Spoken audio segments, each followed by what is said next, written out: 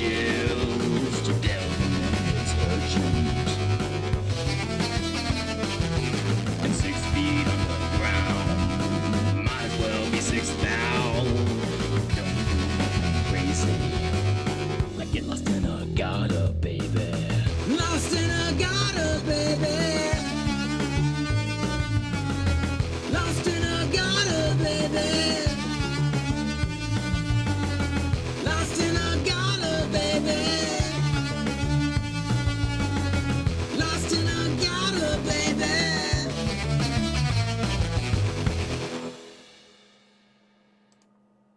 Hey everybody, welcome to Mr. Hobbs's Gamerhood. I am the GM, Jason Hobbs, and tonight we are back at the Pickpocket Press playtest of Low Fantasy Gaming 2nd Edition, Tales of Argosa.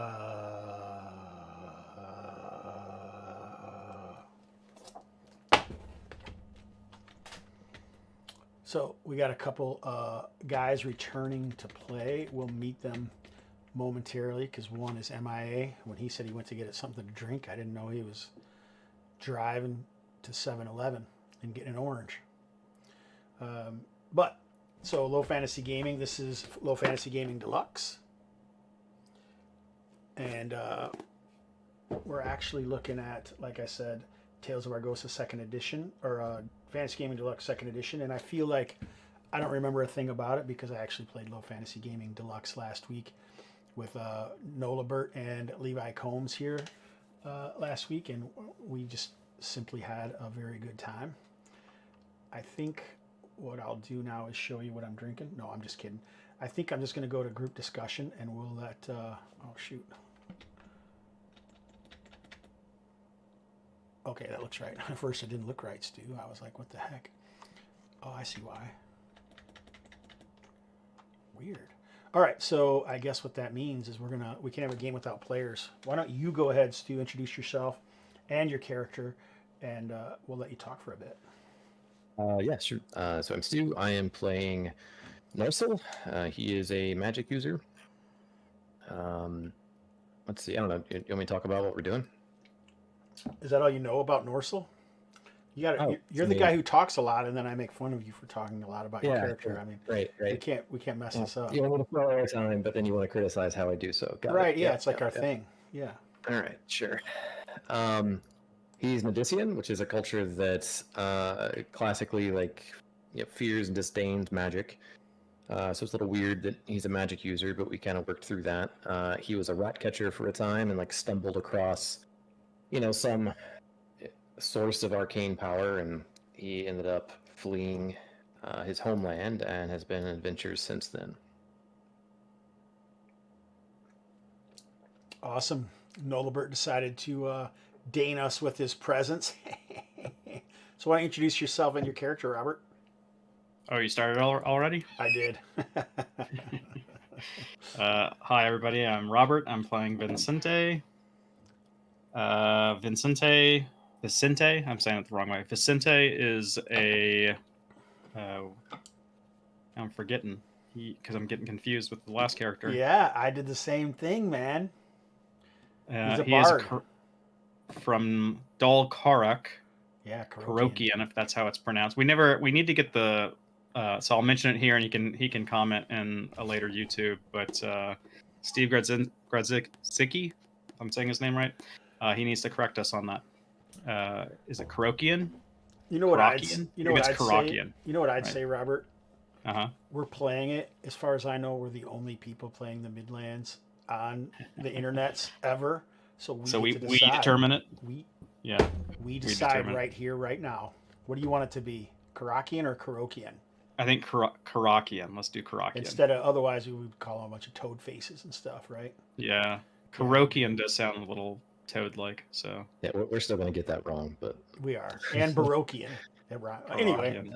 Yeah. It's an idea for the stretch goals for the Tales of Argosa Kickstarter is a pronunciation guide. There you go. I thought he did have some. Didn't he have some pronunciation stuff in one of the books? Yeah. So he's actually on there too. Yeah, he's really good with that actually, compared to a lot of other books. So Vicente is Karakian bard, and I don't think we have revealed the new art for him. Nope, not yet. But he's pretty badass. I don't want to play favorites with my characters or my players. I mean, I always do with characters, but never with players. You know all about that, don't you, Stu? And your good old character codpiece. Yep.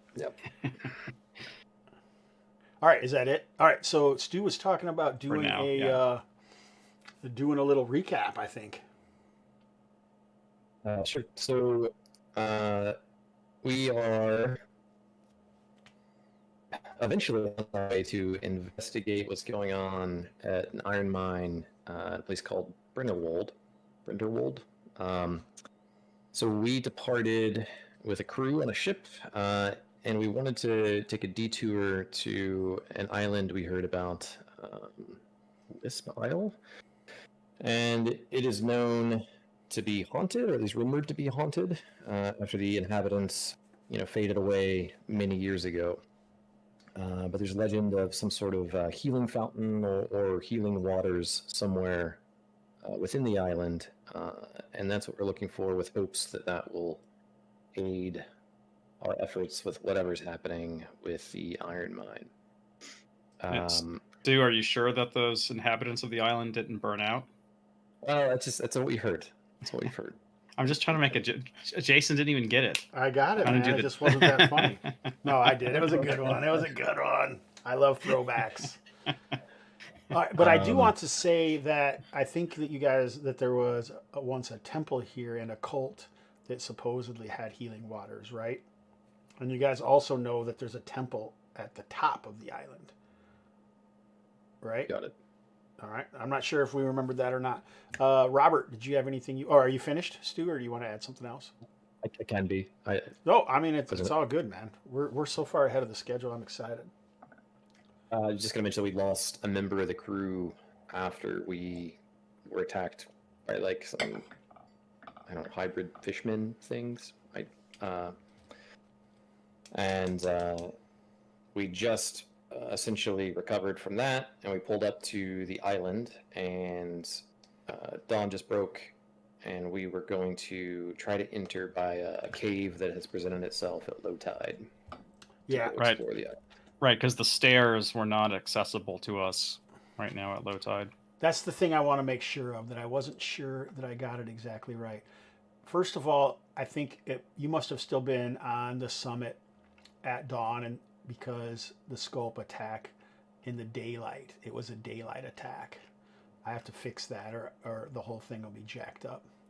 So yeah, I think that was the case, but we waited another day, overnight, and we talked about possibly going at night, but then right, that's what I wasn't sure about, is what time exactly we were going, because it was at high tide or low tide.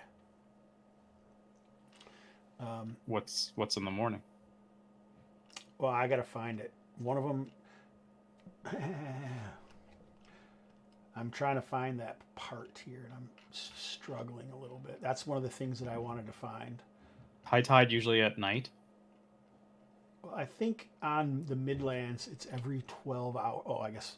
Yeah, I'm going to say on the Midlands, even though this wasn't written for the Midlands. Like every 12 hours, it shifts. It's moving back and forth and then shifts at that time. There's got to be a place that says. I was going to print this thing, but it's 25 pages, so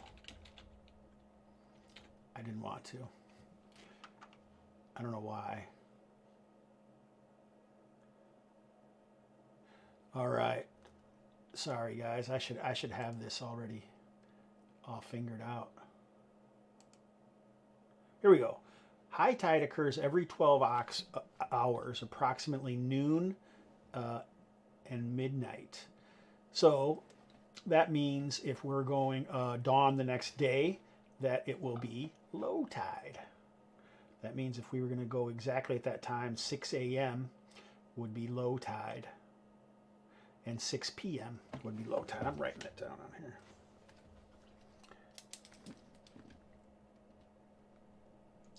Midnight. But that fits, right? Because then the cave would be revealed. High.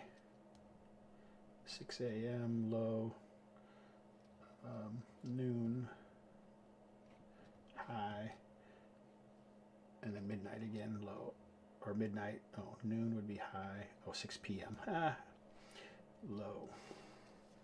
All right, perfect. Now that's right in my notes, and I'll never forget again, guys. All right, so I think it's time to head over to the tabletop.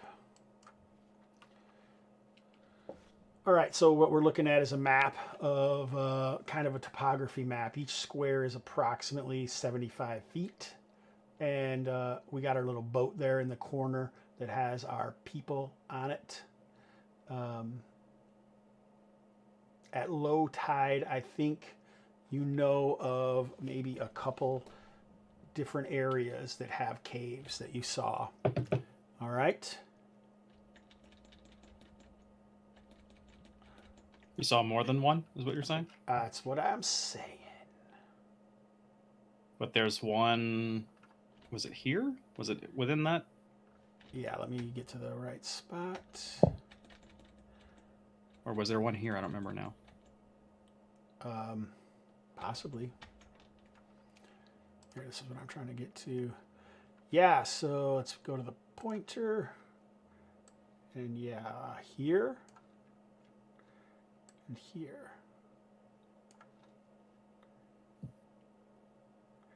Because I'm picturing you guys like where you are right here. Like we can move this. We could move this to wherever you want. Where would you want? Whoa, where would you want to disembark? Yeah, I think we had some vague idea that it was this area was where we saw like an entrance. Yeah, I think so as well. All right, that makes sense to me. So we'll take the little dinghy in that direction. All right, I like it.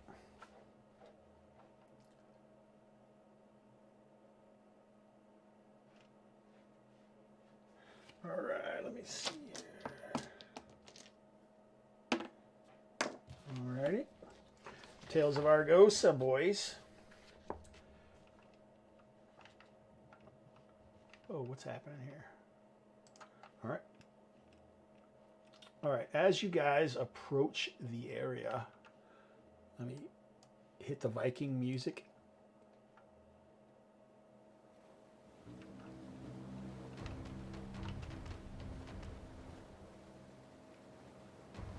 It's not at all ominous, right? No, it is signaling our coming victory. So as you guys move up, like I say, you can see that it's kind of a cave, and it's fairly large, like the opening.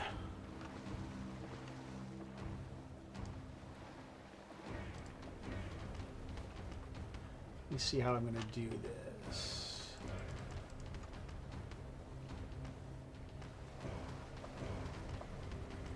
Well, I think it just kind of goes in, and it's maybe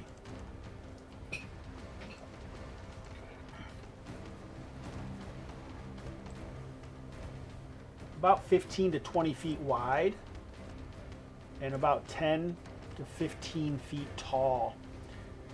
And it looks like it moves into a cavern that's about maybe approximately 25 feet in diameter, with the cave opening on the east side. And to the southwest, about 15 feet or so, instead of it being a wall, it's just like a sloping passage coming up out of the water.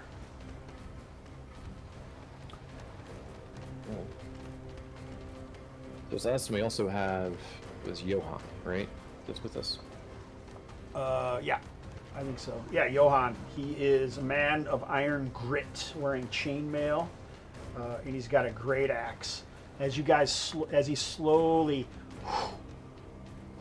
oars you into the cave, he says, "Smells like a trap." Right, that's how his little catchphrase was.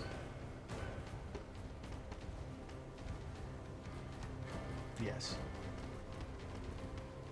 Well, I this think- trap has probably been waiting here for a while, so. As you slowly lap in, the back edge bumps against that, and he looks at you guys like, "Whoa, Are we walking in or an out? There's no signs of any movement that we can see. No, but there is some light that's filtering in, reflecting off of the water. Let's see how this works.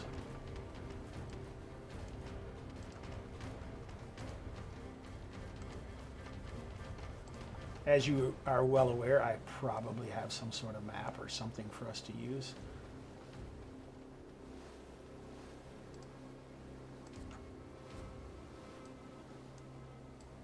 So is the order on the boat correct? Vicente in the front, Johan, and then Norsil? Sure. That sounds fine. I'm comfortable with that. Okay.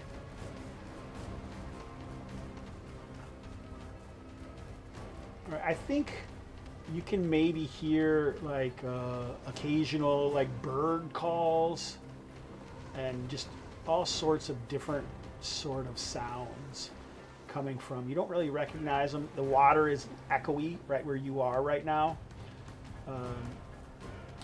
And your breath is heavy in your ears. What are you gonna do? Is there enough light that filters into the upward part of the slope? Yeah, Or is but it dark in there? but you guys are sitting down in a boat, and the rise is going up above you, so you can't really see anything above it. The slope goes up, and the cave ceiling goes with it. Oh, got it. I see.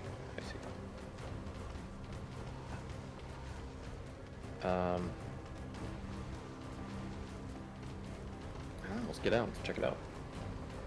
Are you gonna like nail a piton into the wall, a piton into the wall, or something to secure the boat? Yeah. Tie a rope on the boat, bring it with you, maybe up onto the.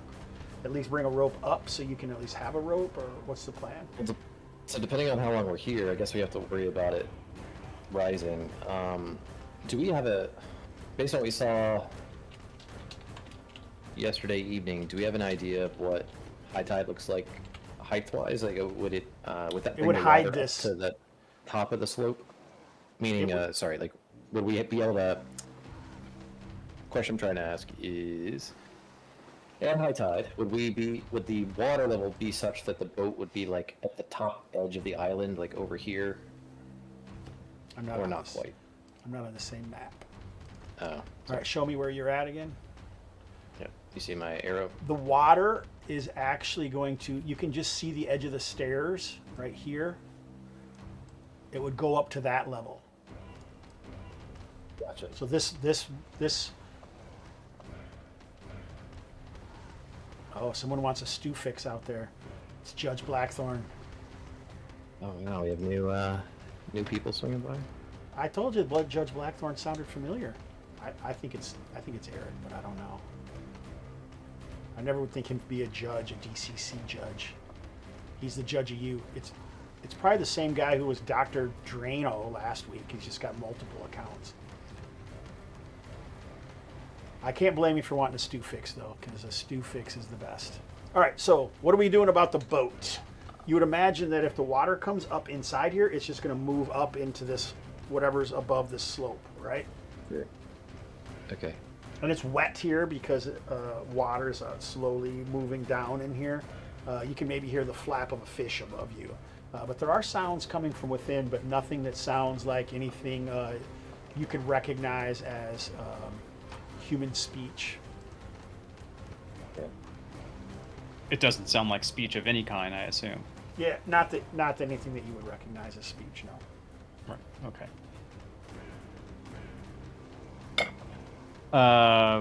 Do we have some way of anchoring the boat, or should we just carry it up? This area seems to like get high tide and low tide a lot, so it doesn't leave a lot of debris or anything right around here. You'd have to like maybe put a boat. Maybe you could haul the boat up with you. You know, there's quite a few different things you could do. Yeah, Hammer I think up, we should python in the haul it wall. up. All right, you're I gonna don't have know Johan just grab it. You're gonna put a rope on the end and just at least move up so you can see what's up there. before having to like carry the boat up and all that? Or am I giving? I'm like being a player's GM right now. I'm giving you all the Yeah, stuff. you're like yeah, you're like straddling the table a little bit. I don't know, Robert. Any specific thoughts? I was actually trying to figure out. I did some weird stuff on the character sheet to track like initial equipment stuff, so I was still trying to figure out what I actually have on me. So there was a gear pack. So whatever's in the gear packs, and it's on each Yeah. person's. It's on your actual character class, unless you bought some other shit. Oh, and I also told you guys to figure out what you were taking from the boat stores. That you could have some stuff from the boat stores. I don't know if we ever did that. No, I don't think we did. We should have a rope. So Am I going to have to tell you guys to figure out what you have from the boat stores before we go any farther? This is an old school game, you know, resources. Honestly, I don't really care. This rope, is what we we'll should do. have rope from the boat. All right, you'll roll down rope. From now on, we're going to start with a D10, or we'll say a D8 as our thing. And if we don't have something that you might want, we'll roll this D8. And if it rolls a 1 or a 2, you don't have that, and it moves down to a D6. And once we roll a 1 or a 2 on a D4, that's all the shit that you brought from the boat. Okay? That's fine. All right. Better than spending time on taking inventory of the crates in the boat, all that. So do you need to do that for the rope? Nope. I'm giving you the rope. Players, GM still. Yep. Anything else, Stu, we should have from the boat, do you think? This is basically, you don't even have to decide right now. That's the whole Oh, point. okay. We can decide yeah. at a later At the time, and if we have it, we have it. If we don't, we don't. A miniature army that's in like a little bag, and we just pull. No, I'm just kidding. All right, let's look it through the. I don't know, one of the. There's going to be like a Little thing on the front to doors do go that. through- No, yeah, you yeah, can yeah. do it right in the front, and then you can just haul Let's the do boat it. out. Let's All do right. it. Are we just tying it, or we're gonna pull it in, or you want to just go explore a little bit and then? He's got a rope through it. You guys are going to climb up the hill with the rope, and now you can haul the boat up if you need to. Right? That was my impression. I'm going to move you guys Yeah. over. This is the last Look in one. the cave. Let's get Look into in this the dang cave. I also am not sure how bright it's going to be, so I kind of want to see that.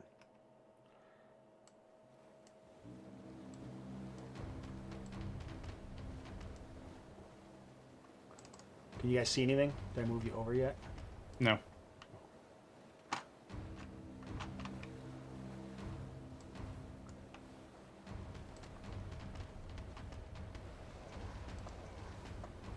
Can you see anything now? Just blackness, no vision. Oh, no vision. Oh, I see. Hold on.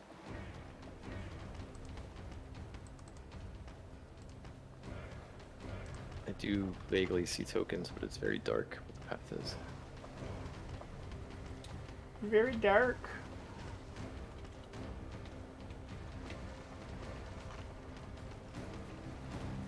Oh, it's not that dark.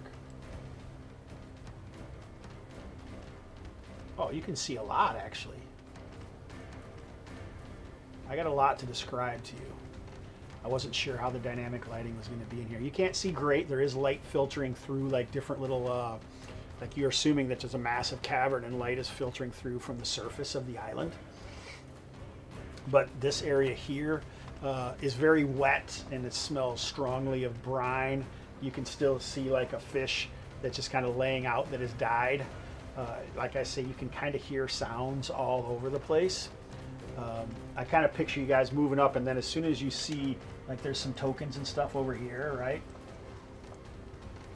No. As soon as you saw them, maybe you laid down or something, hoping no one saw you at the time.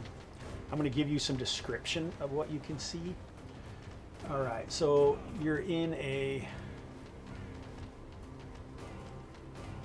tunnel that's easily 50 to 100 feet long. It seems to open out into a very large cavern.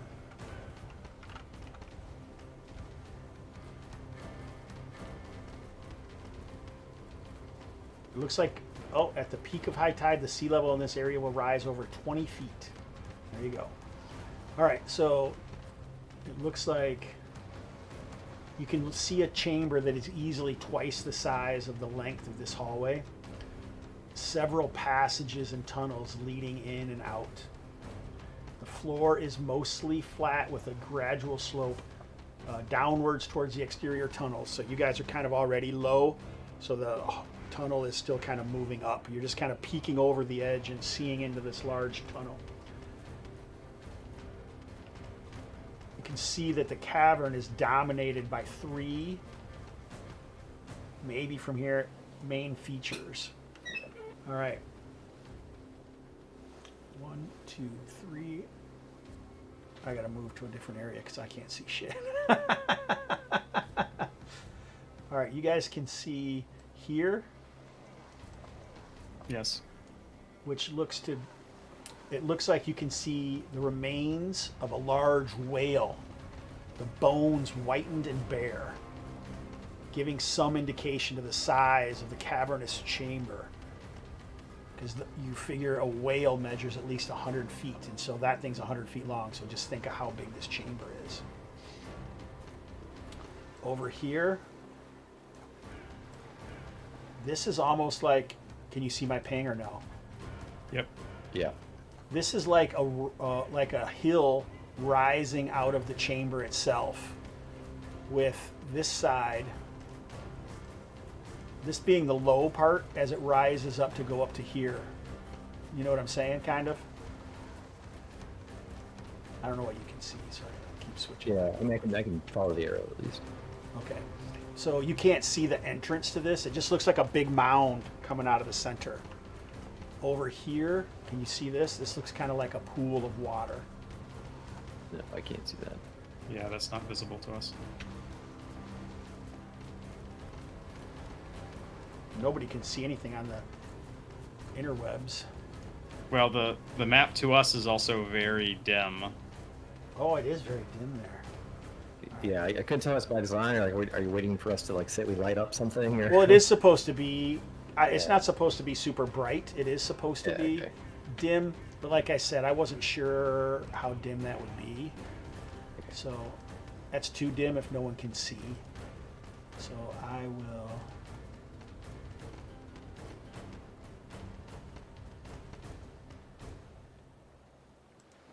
Maybe we'll do something here.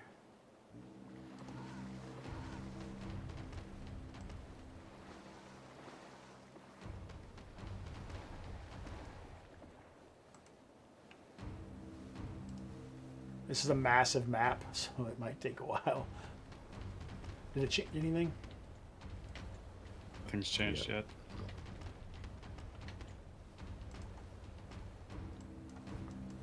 Ooh, I may have to hit F5 for that to change. I'm reloading mine. Let's see if that helped that. Not the GM one, but the other one.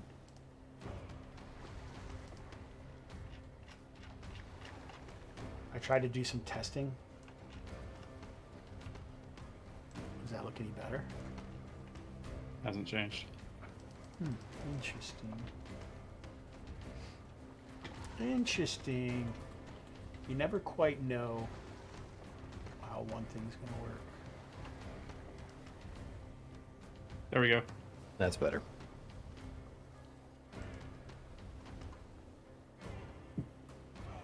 Oh, all right. We do see people or something. Oh, that's too much almost. That's fine though. Oh wait, no, it's more of those. Yeah, you can see some of the. You can hear. Yep, the trap. More Johnny Sculpins.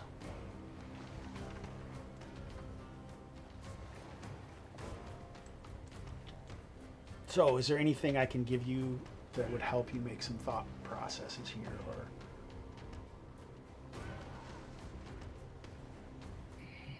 So, like I say, you have over here looks like a massive.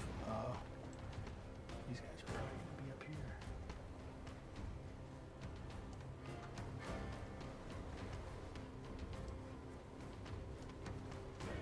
So you can see some dudes moving around. One of them looks a little different than the others. These guys look like they're doing some stuff there. And then you can hear some other sounds within the area. What do you guys want to do? And this is all wall where I'm pinging. Yeah, it's like a tunnel that leads into this massive chamber. Right. And then And what it's is sloping up to you. what is all of this stuff? It's just like different layers of the tunnel that you're in. Like you're still like it probably comes up. Like you come walking up, right? There's an incline here, a small slope, and then it slopes down here Sure. a little bit in there. This is like kind of flat here, except for this is sticking up out, and this are all the like the bones of a whale here.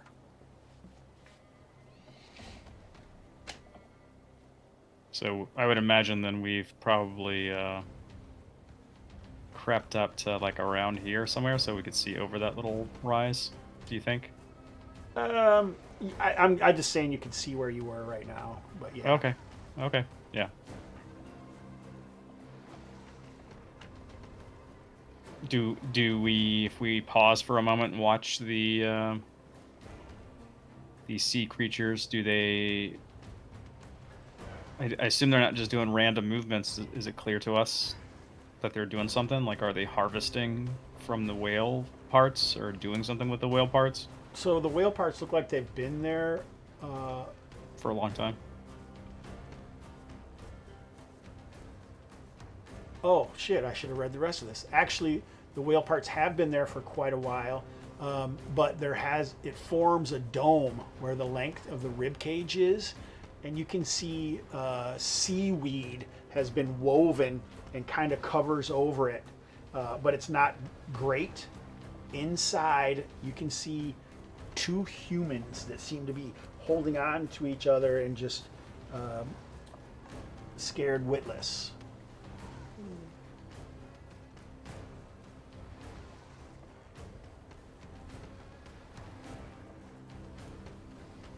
And is there something special about this one over here that happens to be like a shaded green for me?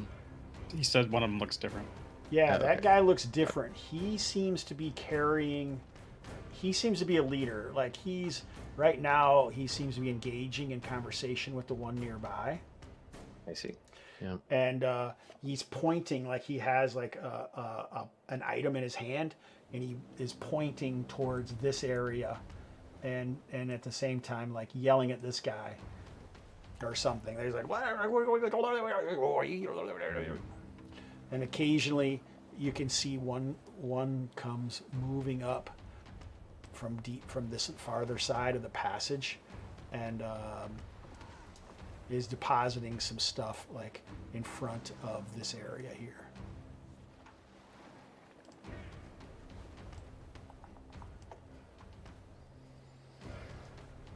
Oh, hey. What's the play? Robert, what are we doing here? We don't recognize these people, right? No. And it's difficult to see them because like the seaweed curtain is kind of covering it.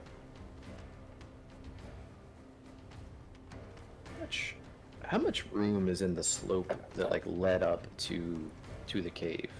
Like how many men standing abreast or whatever could fit on the slope right outside of the cave entrance? I guess Well, I'm fishing the for whole is there there's a a fight out there, or There's a kind of a sharp slope, right? Come up here. Now you have a slight incline leading all the way to this central chamber.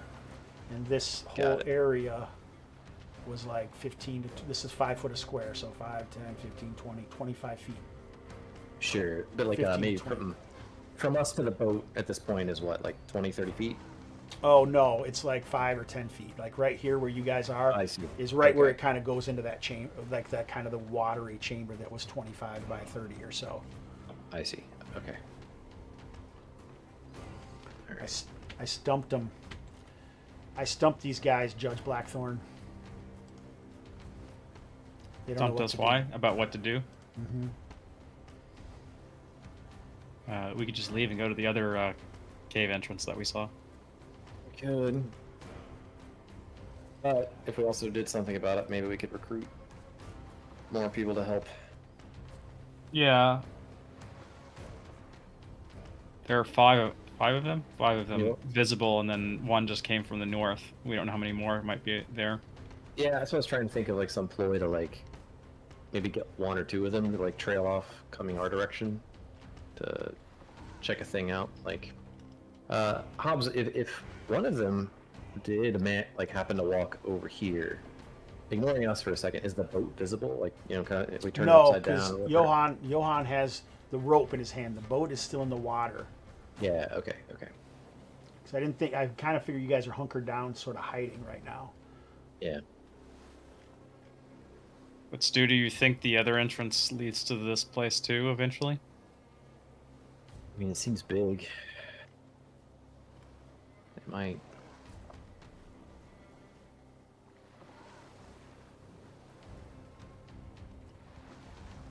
And you displayed some skills with sorcery back on the boat. Is there anything that you can do here that could aid us?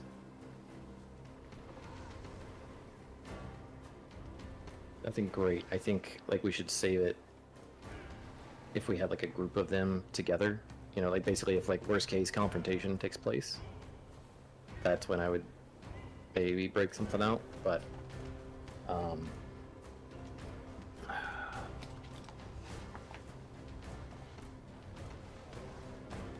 So question again, the ones that are up in the northern part, can we tell what they're doing? Which ones?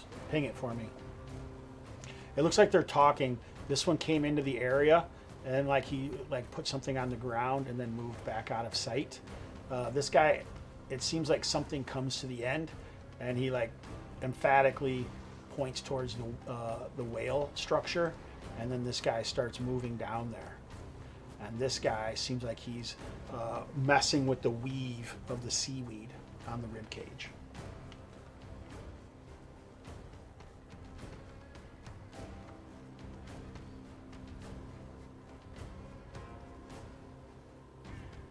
maybe I'll generalize some high level ideas. Like it's like full on confrontation. Maybe we come up with some ploy to get one of them or a subset of them to be separate from the others. To at least maybe have a round or two to engage a few of them before all of them pile up. Or we go explore somewhere else. Right. And the one that looks different, maybe he's the leader. So is there a way we could get him? Or a priest of some kind for them?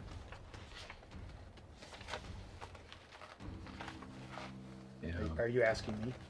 Nope. Just pondering the problem with Norsil. Yeah, so I really like spell wise. I have like a possible like multiple like whole person type thing. Beyond that, nothing that's gonna be super useful in this situation. So I don't know if you remember, but Johan wasn't too excited about the magic use. Yeah, if I want Johan's opinion, I'll ask for it. It's- All right, man. he's holding a rope. He can do that. And a great axe. So, alright, hold on. What's the distance here? We're looking at. Okay, yeah, like 200 feet.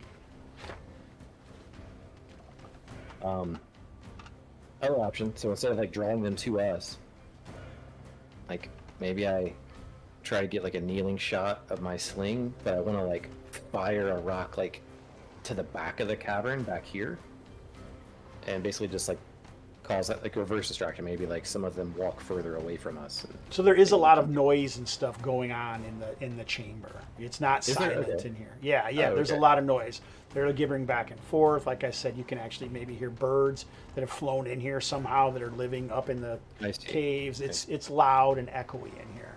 So you don't Okay. have to be perfectly quiet or anything like that. It also makes it less noticeable if like a rock is to bang against Exactly. something, I guess. Exactly. So, all right. But it's possible. I'm not saying it's impossible.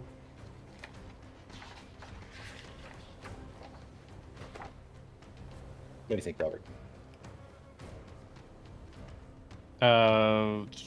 Are you now dissuaded from doing that as a possibility?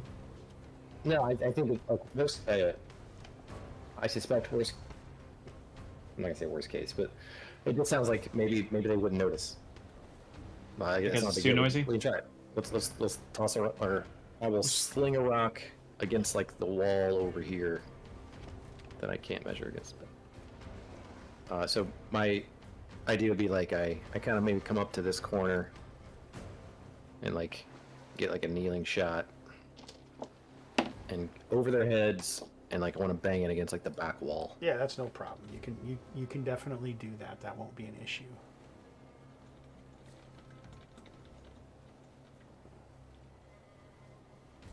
Oh shit, these guys are quite perceptive. All right, so while you guys were deciding some of those things, that guy continued to unweave the doorway, and this guy joined him. He's carrying, like similarly to what you saw before, which is like kind of a long pole that has some kind of fin or shark tooth or some kind of spine on it. These guys are covered in spines as well. And they're opening up. You can see that they're getting ready to open the door. And one of them is like starting to move in, and the captives are like, oh no, hey. And you can hear them shouting prayers to Argosa. Oh, Argosa, please save us. Ping, it goes flying over there. Let's see who it is. 1, 2, 3, 4, 5, 6, 7.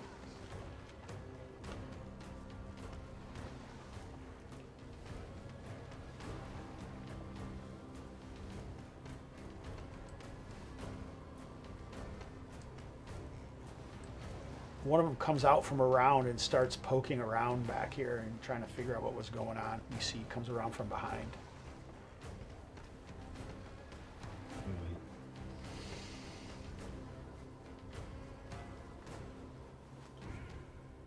These guys grab one of the prisoners. Let me get a prisoner token.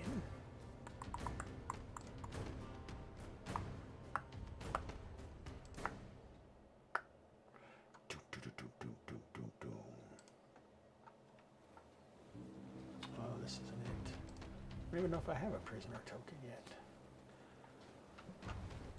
But anyway, they start escorting him north.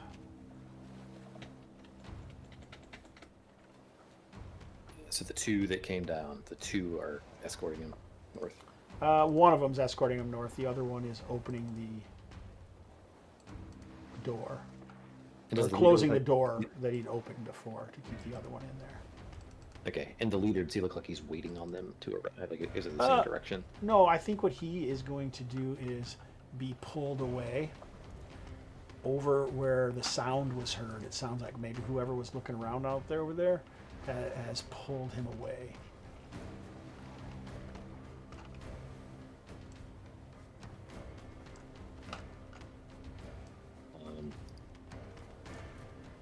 I don't know. What do you think, Robert? The giant captain is pulled out of the waves, out of the whale bones. Not really. I was considering maybe trying to like look around the corner to see where they end up going and taking him. You want to follow? Yeah, I kind of want to like quietly creep up around the corner and take a look over here. What do we tell to Johan? Just hold tight? Or is he coming with us? Leave some slack on the rope. Tie it or put it underneath a rock or something. And, Yeah, he can. He's a sailor. He can quickly affix it somewhere, no problem. And can we try to like sneak up first, but y'all like trail a little bit behind? Sure.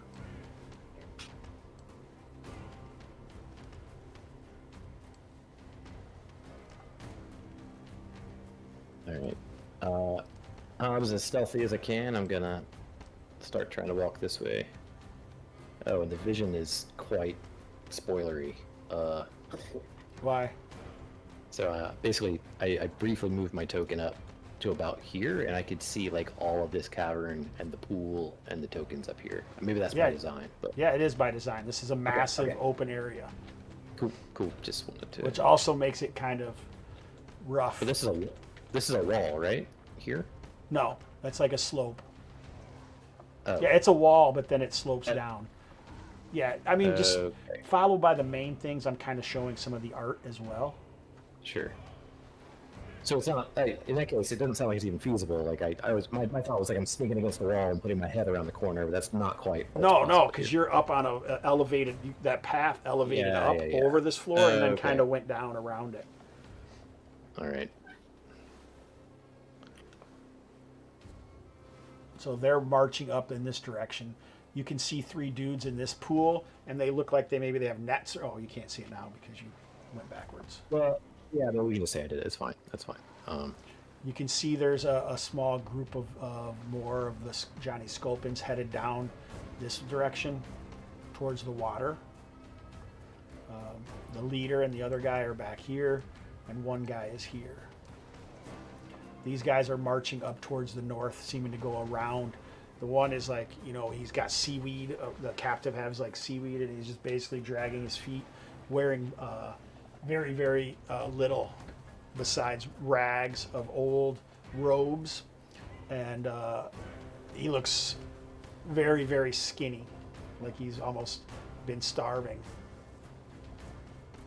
Like a stomach is kind of extended, but you can see all of his rib cage and his bone. He barely looks like he has any skin on his bones.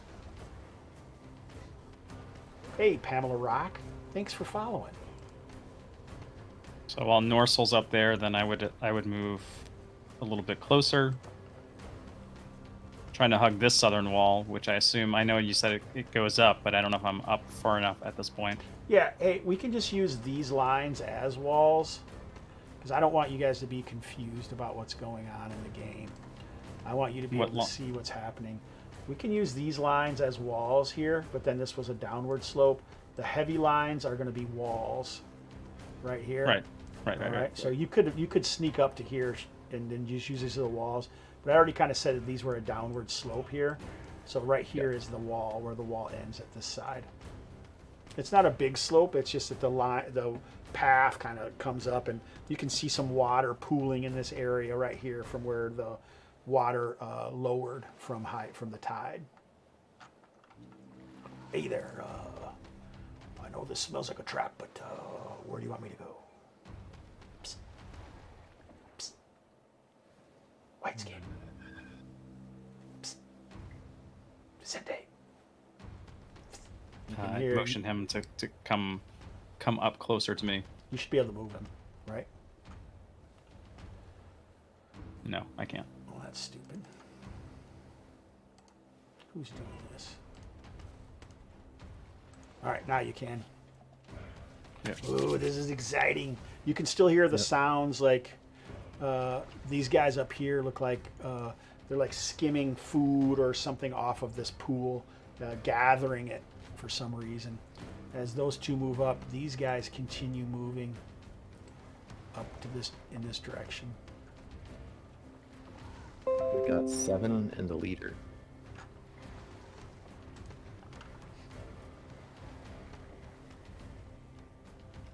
You can hear tons and tons of sound. Obviously, the waves are echoing from where they're hitting outside, because you're not that far as it comes up this. And there's just sound, there's lots of sound in here. But that means those guys were also pretty perceptive. All right, these two move down into this pool. You see that there might be some more with that group, but they seem to have left the area. This guy finishes up with his weaving and is slowly walking up this way. Maybe we need to see what sculpines are for any new watchers or sculps. Sculp.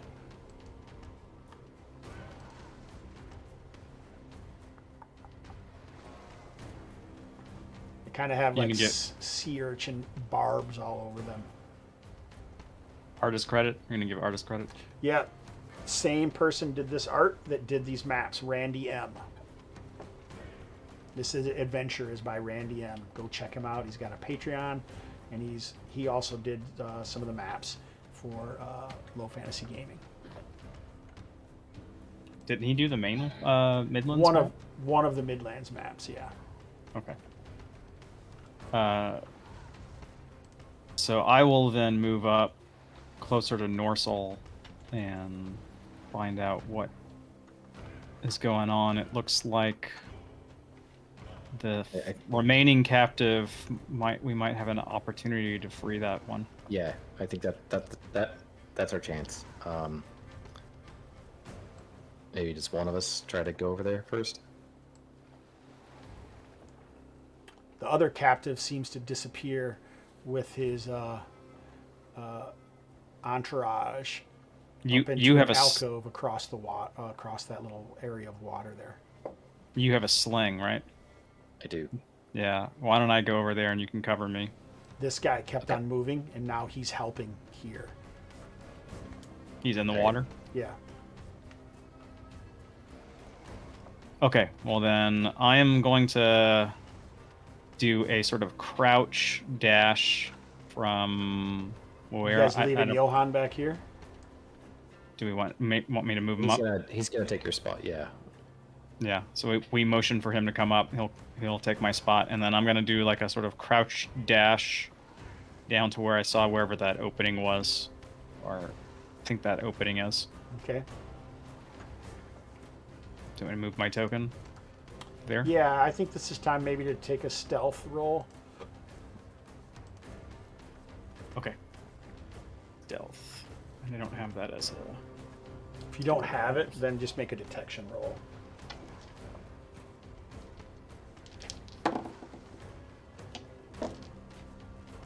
You want me to do... So it would be under perception? It would be under dexterity. Dexterity, right. Okay.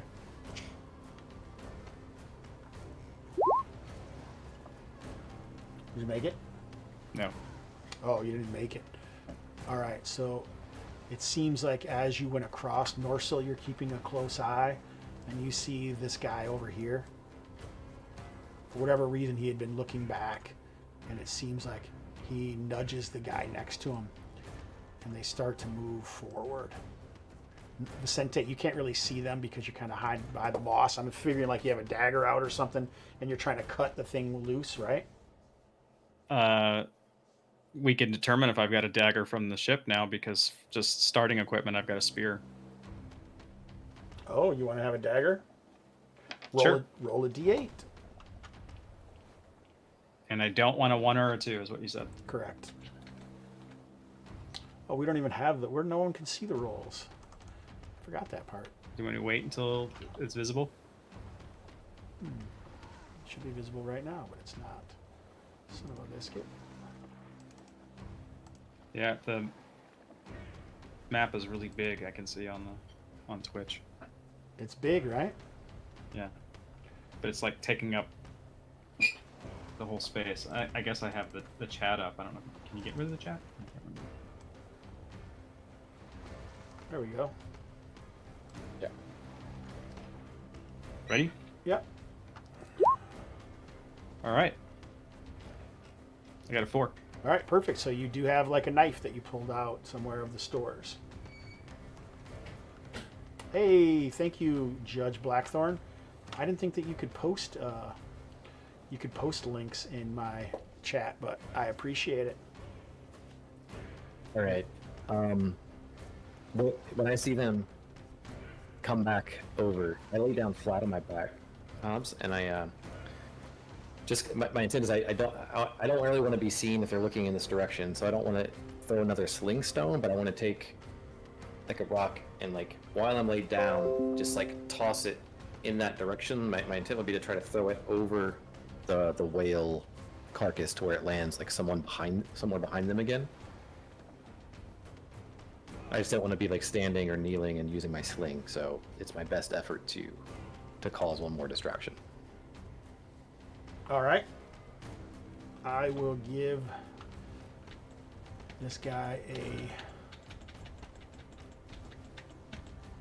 I'll roll, see on his perception to see if he even recognizes it. At disadvantage, it's very noisy in here, just like last time.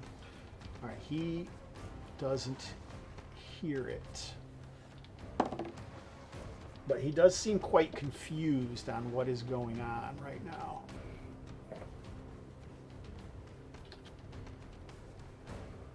Oh, this is not even the right... Son of a biscuit. I'm not even looking at the... Jeez Louise. I like converted these. I'm not even looking at the right conversion. What a maroon, you guys. Let me see if I can find that quick.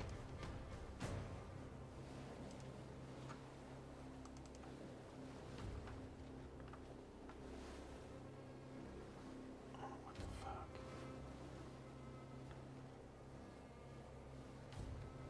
One, two, three, four, five, six, seven.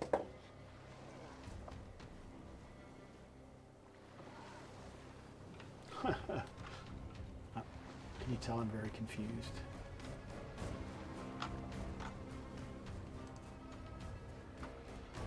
All right, I even released this to my patrons. I don't know if you guys are on there, but I released this whole thing to them.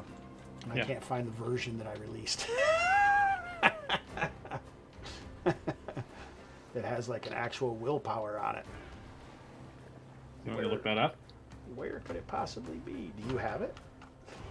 Yeah, let's see. Twitch assets. 8. Its willpower is 8. Yes. 9. What is its reaction? On the left, it should have like reactions.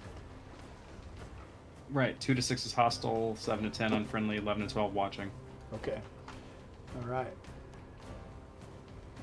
They seem to be moving over with not fast, but they seem to be stalking over towards the whales, towards the whalebone prison. Right. I'm cutting with the dagger. Yeah, but I don't know if you have even seen them because they're sneaking in. Hey, Gabriel, what's up, buddy? Good to see you, man. He was here last week, too. All right, let's see. What is their stealth? Oh, do you need me to find that too? Yeah, I couldn't find it. Stealth. You just need their dex. Yeah. Their dex is 14. All right. So why don't you make a perception check or a detection check? You have to make it by 5. Good detection.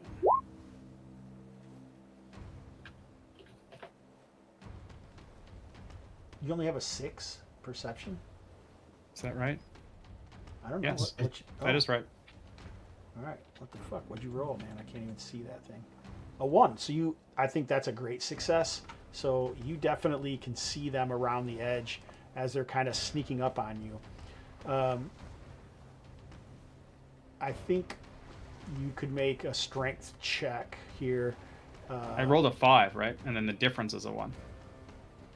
Oh, roll 5. Oh, yeah. So you don't see them. Actually, sorry, you don't know they're there. But let's see how long it's going to take you. Regardless, you know you're kind of in a hurry.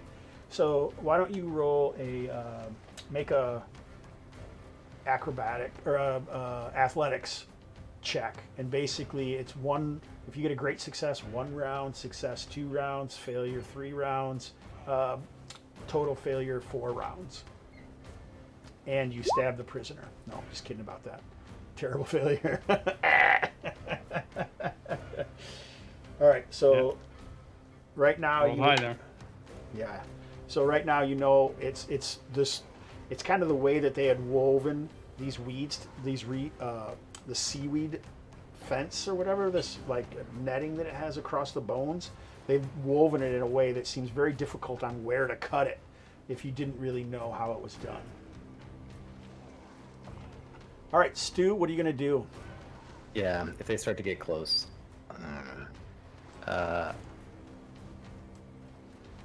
Do you consider this short range? Or sorry, close, I guess, is the distance. Well, you're quite a ways from each other. Let's see, 90 feet. It seems to me that you would be far in this situation. Oh, Isn't that, okay. that's even very far, isn't it? I don't know. No, I just had that up a little bit. no, I think we'll go far. Okay. Because is it far outside of the room? 'Cause I almost consider don't like remember. maybe the whale prison is the room, which would be far, I guess, is very far outside of the room. Sorry guys, we're still trying to figure out what we're talking about. They use different ranges in this. And movement is, oh, far into the next room, 60 feet or so. Very far is more than 60 feet. Okay.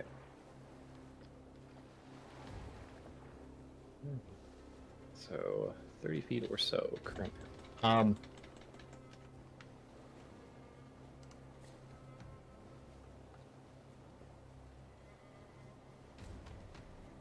I start muttering under my breath quietly, and I'm going to cast Arcane Aegis, the shield. All right, so you're trying to be sneaky about it, so you have to make a stealth check. Because normally it's loud, right? When you're casting.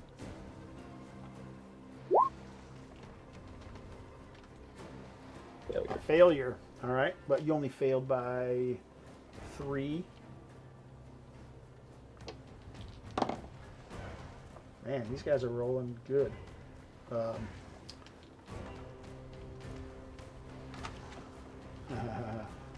I had gotten a whole bunch of Discord messages, and I'm like, what is going on? Who's talking to me? I got the first initial draft of Norsil. Looks pretty sweet. Oh, nice. Including his daughter's orange marker that she had drawn on there trying to help. Perfect. Yeah, it looks pretty good.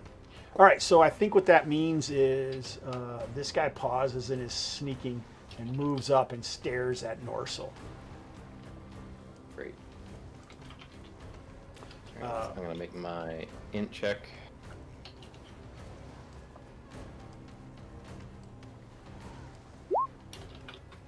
That was successful. I rolled GDM.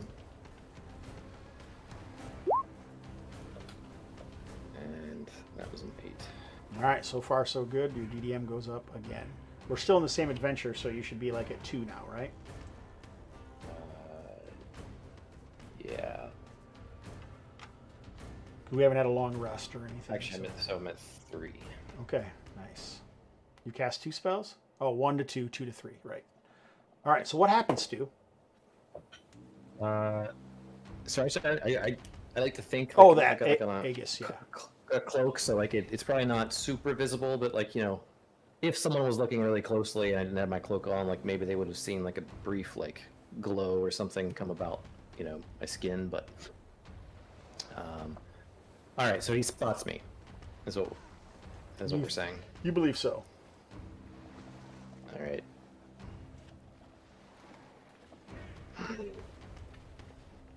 And Johan should be up here, actually. Is Johan up there now? I wondered about that. You said he Yeah, replaced him, but I we didn't know said what that meant. he would take my space. Well, if you don't move the token, I don't know.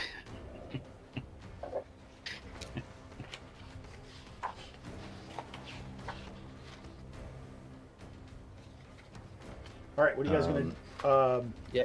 So you continue, Yeah. because you don't know they're coming. So another round, Stu, what are you going to do?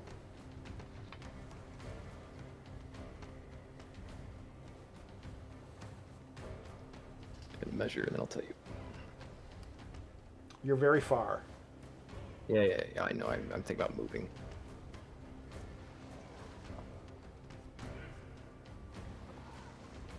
Yeah, that's rough.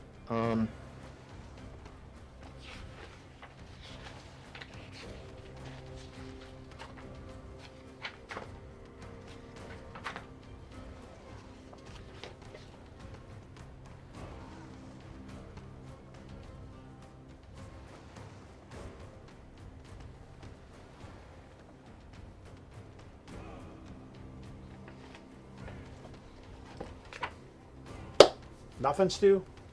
I know. I'm sorry. Yeah, he sees me. I'm gonna throw a sling bolt at him. That's what I'm doing. I like it. Go for it. I think. Well, I think if you're gonna get ready, like you see him and you're getting ready and loading your sling, I think it's probably time for initiative then, right? So let's roll What's- initiative. What? Go ahead.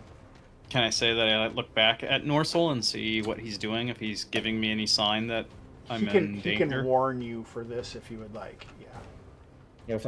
If the monster heard me cast, maybe he did as well. Right. Okay. You can make So a detection check Do you want me to do that? if you'd like to, or you can just say you did hear it. I don't care. Either way. Stu, why don't you go ahead and make the unless you guys want to choose who goes first as far as initiative. Well, I'd Who- say who I are was we on? busy. I was busy, so let's make sure that I did pay attention. I didn't.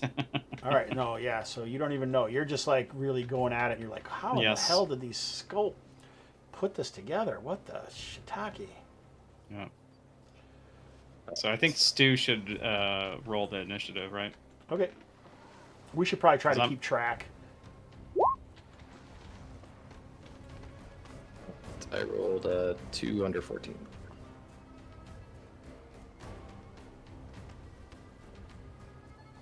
I don't remember what we do. Oh, is that do I roll now? I forgot how the initiative works. I think just players, if the PC that rolls succeeds, the party acts before the enemy. On a great success, the PCs also act before any bosses. All right, that's what I and thought. That enemies. makes sense. All right, what are you gonna do now? We'll just go with what I said I was doing, so I will slingshot in his direction. I hit AC 3 for 2 damage. That is a hit. Let's see how good a job I did preparing these dudes. Sort of shitty, but here we go.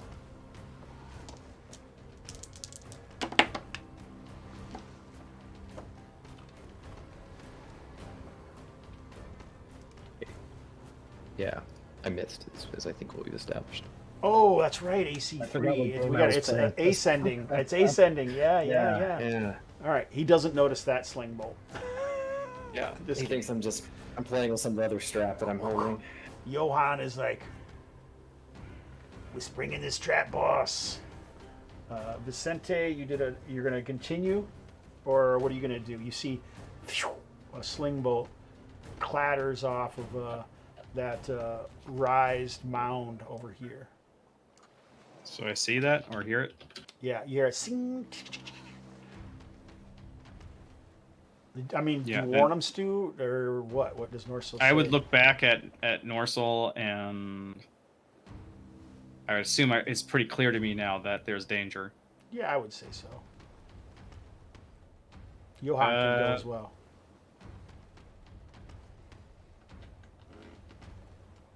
So I would.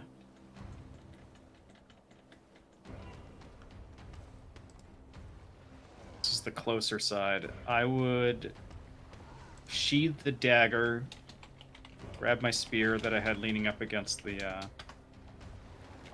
I assume that the captive within is not really making much noise. Whimpering in the corner. Okay. Also looks incredibly waifish. Would I be able to see that through Yeah. the? Yeah, Okay. yeah. And it's a person, right? Yep. A person Okay. in robes.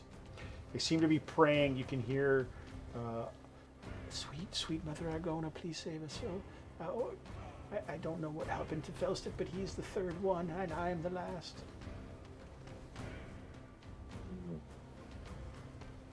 A quick glance looks like a Argosan.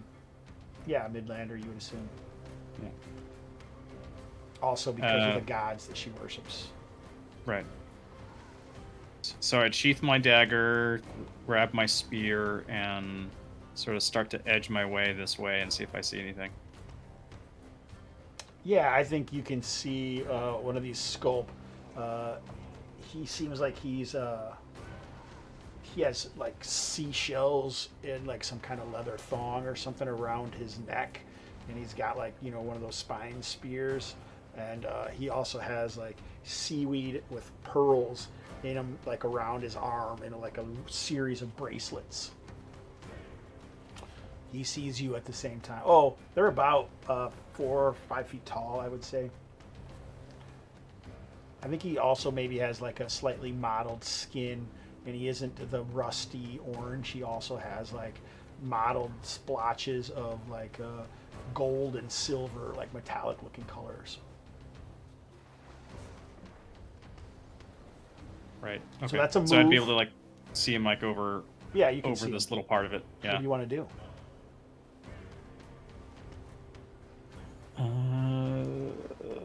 Does that sound like the direction that Norsil threw his stone? Most likely. So I will then take the dagger and throw it, attempting to impale him. Go ahead.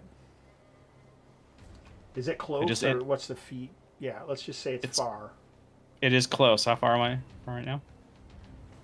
This is... No, you're 30. I said around. This thing is 30, so yeah, you're good. Okay. And hopefully I entered this in correctly in the sheet. This should be up here. Sorry, I'm on the wrong spot. Nope, no problem. Ooh. Looks like a good shot. So you nail this creature. He doesn't seem happy. All right, so it's their turn, right? Yeah, and just a quick question. So it did take a -1 away from the roll. Is that right for... Strength damage? You have a -1 strength? No, it's a -1 on dex. But that's doing that automatically. Is that normal how that works? For the damage? For the damage. Yeah, it did that for both the roll and the to hit and the damage.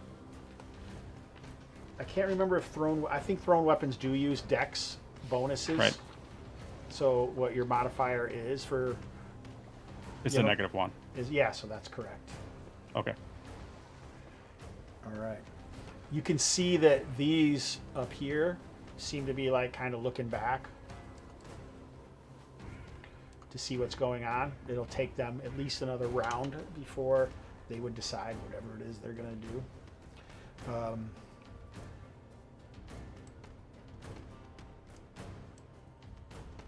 This one charges around. I think that the leader we should roll is 14 will. All right, I think what he will do is, why don't you all right, he is going to do this. Let me see what happens. What is the int on the sculpt? Give me a second. Go back to it.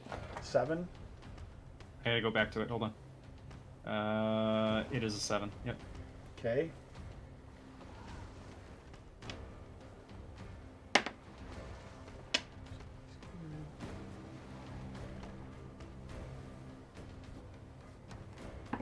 All right. I think that you are going to need to roll a luck strength save.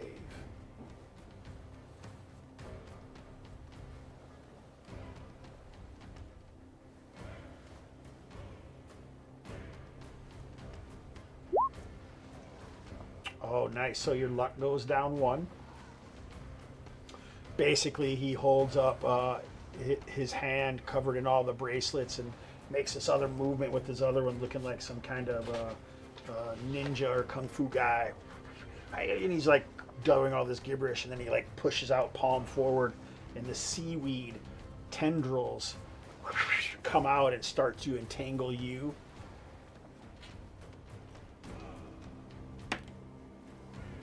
And that's it. But you basically take your spirit strong enough to deny it, so you're not entangled. by the magic of this creature.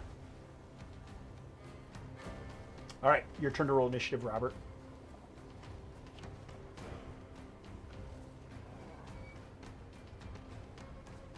Okay, sorry. Wait, Johan didn't do anything. All right.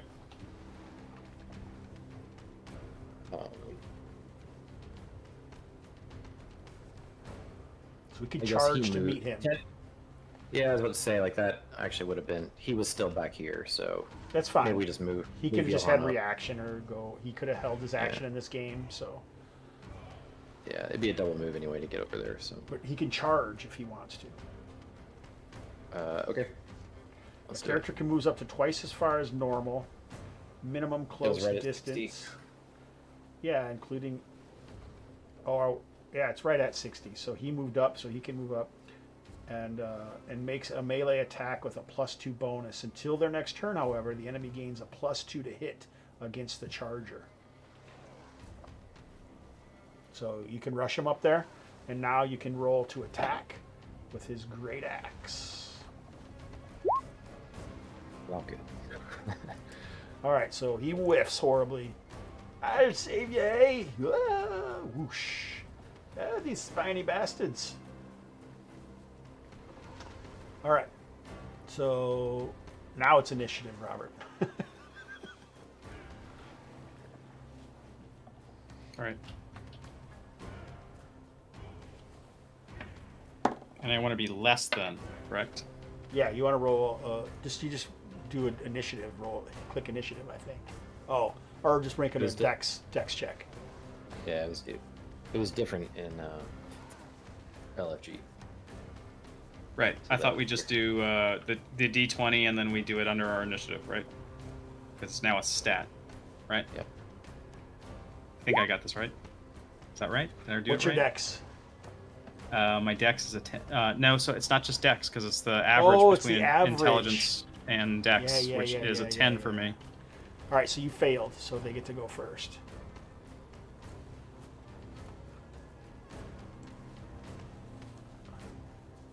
These guys are like slowly moving up to the shore. They look a little confused. These guys both move up to attack Johan. Alas, poor Johan. So the first roll will be the leader.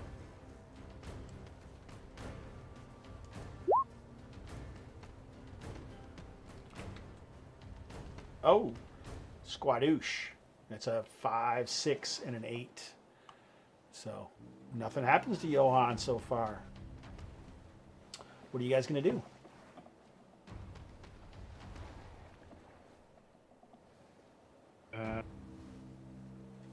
I'm assuming Johan's at least attacking. Yeah. Yeah, he will. So someone can roll that. Who's he attacking? I'd say the leader, but what do you think, Robert? You gonna roll it this time? I would say the same. Once He's you got a roll plus. this time. He's got a +2. No, that was just for the charge last time, I think. Oh. Yeah.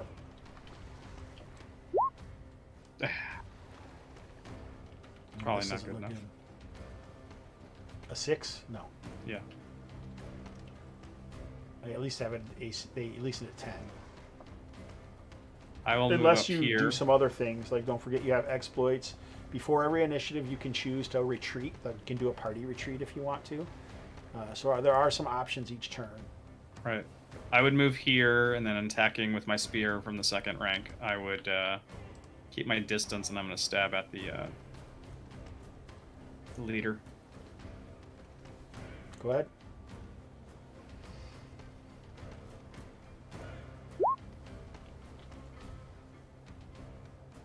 All right, that looks like that hits. I don't remember what their AC is. You'd have to tell me. Go back. Come on, let's go. I just don't know how I can't have this somewhere. 13. All right, that's a hit. So you know their AC is 13, guys. Right, and I'd already done some damage to that guy with the dagger. Yep. And he takes 4 more. Oh, it didn't do it. Should have done that here. -4, enter. There we go. Okay, you can see it's low now. Yeah, I can't see. He doesn't have Yeah. a life bar. Oh, he Can't does see it? the bar. No. I didn't have it visible then. Maybe. Oh, I see. He's staggered now? Is that what you're saying? Yes, he is staggered. All right, I am going to charge. All right, go for it. Swing longsword.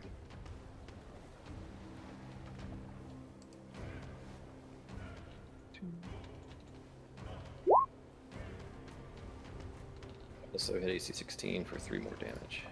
All right, what happens to this dude? Let's see. It's probably just like a wide swing. You know, his head comes off. All right, bloody mess. Your willpower is a what? 9, you said?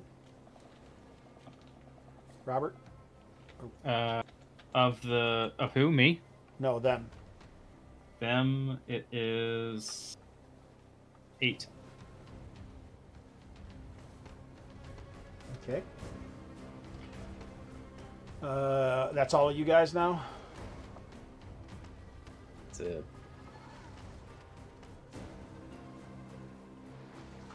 I We think, lost initiative, so it's time. yeah, I think this guy is... He's going to double move out of here.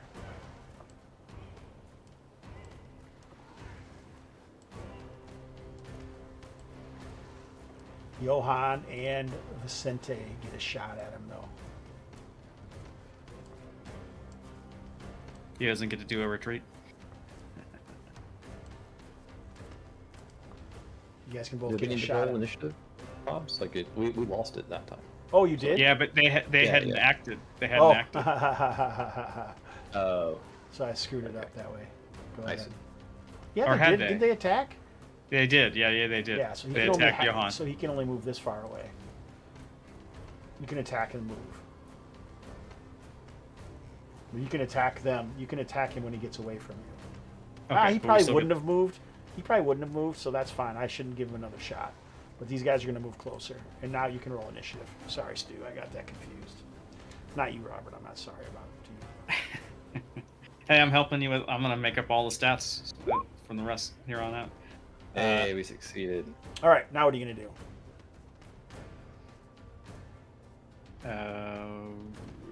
I was gonna suggest that we get the hell out of here with those other guys, but I don't know.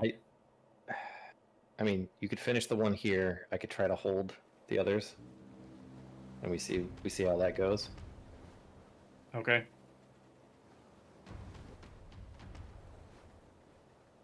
Yeah. Okay. So I'll do Johan. He's gonna attack this one. Yeah. Let's get that out of the way before I start summoning ground tentacles. 9. Does he have any bonuses that would? It probably wouldn't matter. 13. Yeah, he's got to get to All right. 13.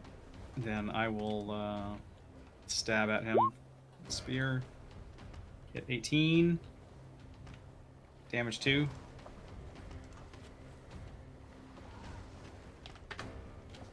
Still up. Hey. Norsil. Foul fish demons. All right. Take that, Johnny Sculpin, Johan says as he misses with his great axe. Let's go ahead and get some DDM rolls going on session 2. All right. I am going to cast Crush of the Warp, targeting these guys up here. Okay. So start with in check. Success. All right. Ooh, And barely. yeah, I'll roll my 1d4. Well, let me just crush warp.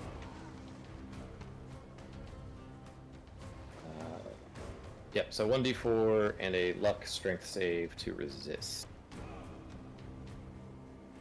Roll a d4. 1. Ugh, just one. All right. And then DDM.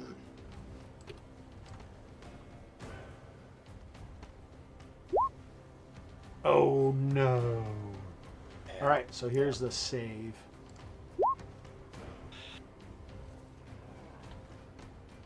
A 6. What's their strength, Robert? Oh, what's their luck? Luck. Wait, hold on. It's 5. All right. Do they have a strength bonus? I doubt Their it. strength is 7. Okay, so they have a penalty. All right. So do you want one of these, a certain one to be held, Robert, or Stu? First one, or you want to roll it yeah, randomly? yeah. Random's good. Actually, let's just go right. Yeah, roll a d4. We'll just go left to right. 2.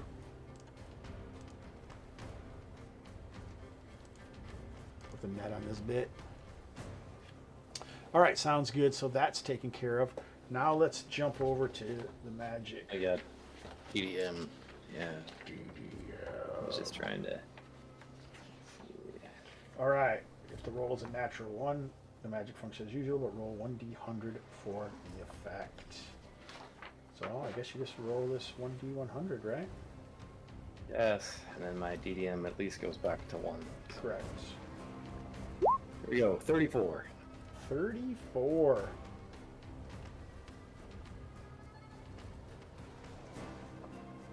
So you're. This is great for roleplay. As he attempts to do that, his lips basically fuse shut.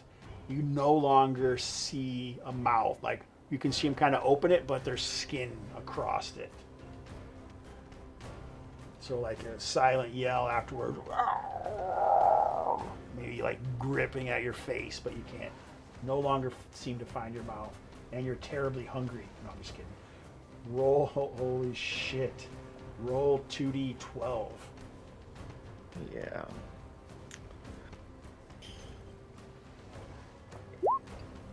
13 hours.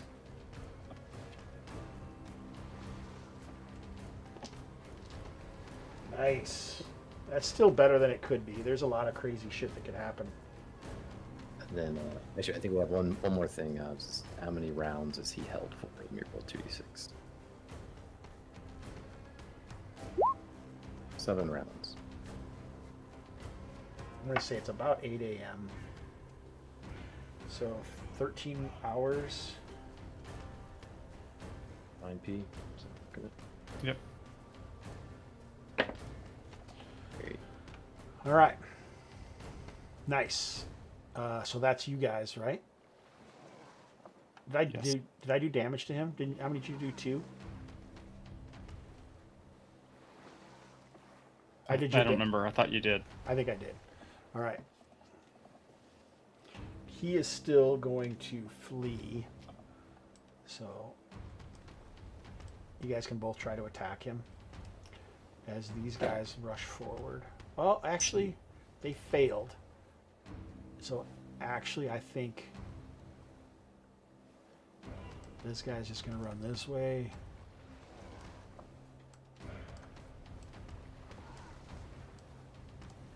These guys all run away at the death of the shaman.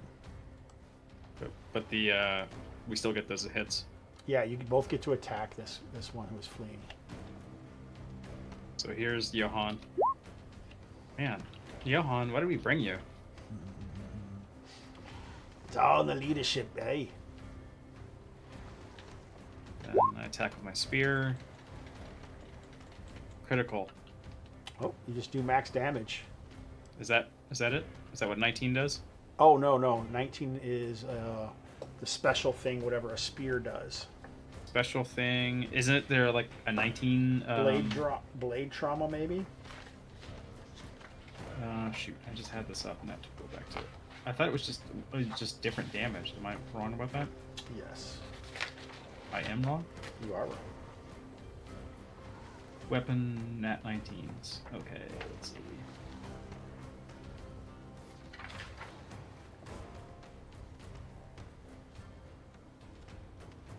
Oh, are you using it two-handed or do you have a shield? That would be two-handed. I don't have a shield. Oh, so you get a +1 to your damage as well. Yep. In the future. So let's read this again. Nat 19s. A bonus is a nat 19 effect, and most of this will be a roll on the appropriate trauma table. In some cases, the attacker may choose a fixed effect in lieu of the trauma table marked with an asterisk in the weapons table. There is no asterisk, so you get a D12 in the trauma table. Basically, this guy's dead anyway, but I want to see what happens. A lot of times I would just say, hey, you just tell me what happens, but let's check out this trauma table and see what happens. That has to be exciting. Trauma tables are page 82. So that's what the D12 was. I didn't know what that D12 was. Yeah, it's a roll on the correct trauma table. But what table does a spear use?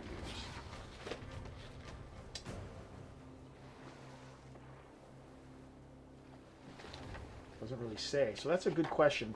I know you're going to watch this, Steve. So I think that maybe it should tell us what trauma table it rolls on. Doesn't it? Yes, it does. So in the description it says blade-related injuries and setbacks are caused by nat 19 rolls from piercing and cutting weapons such as swords, knives, and axes, but also claws and teeth. Yeah, but what do spears do? That's what I'm saying. Is it in the spear description? No, I didn't see it in there.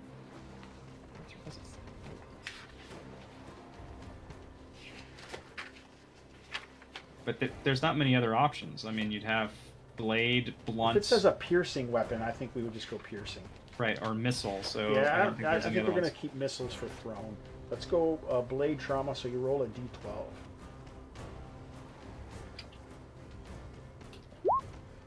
1.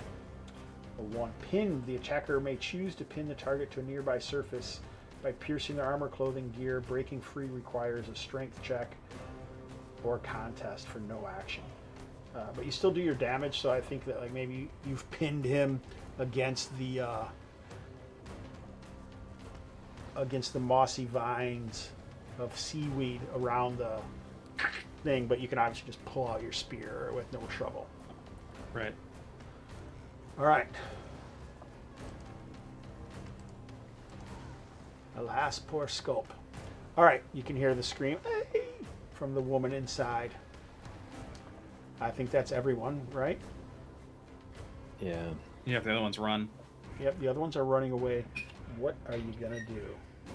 Yeah, I'm glad the hold spell wasn't critical because actually I realized I cheated. So compared to LFG, so magic users at level 1 only get 1 use of spell casting, and I had already cast shield. Oh, that's right. Yeah, so I would need a short rest to recover it. Yep, I knew that and I forgot. Yeah, yeah. good call. So we already know we messed up, but we're just gonna keep it in the lore for now.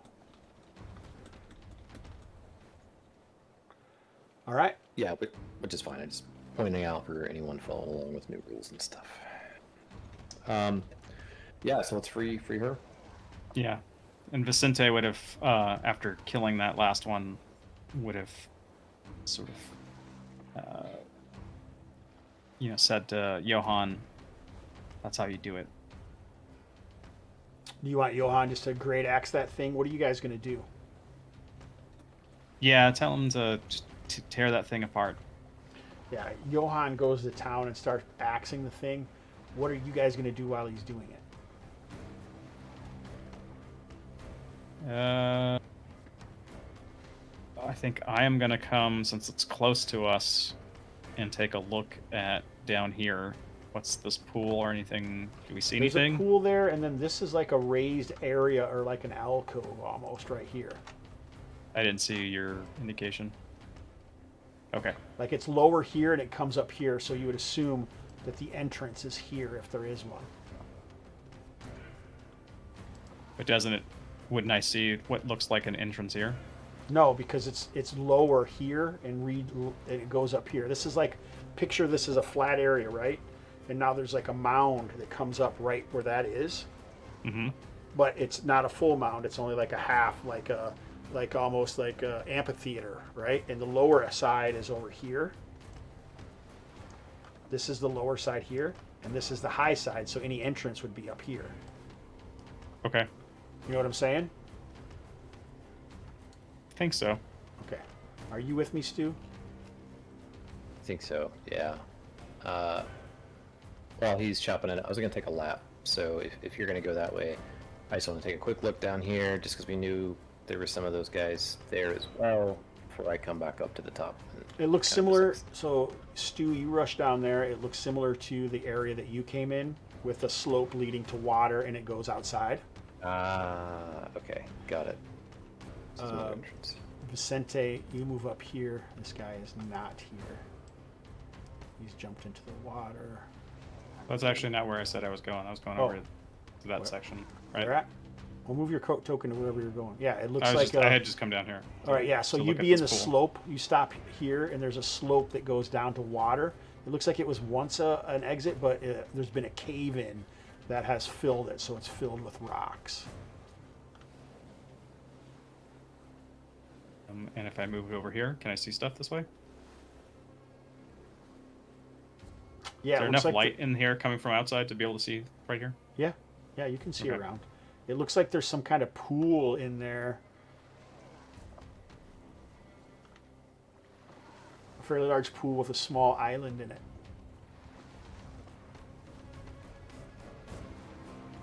And where would that be? Over here.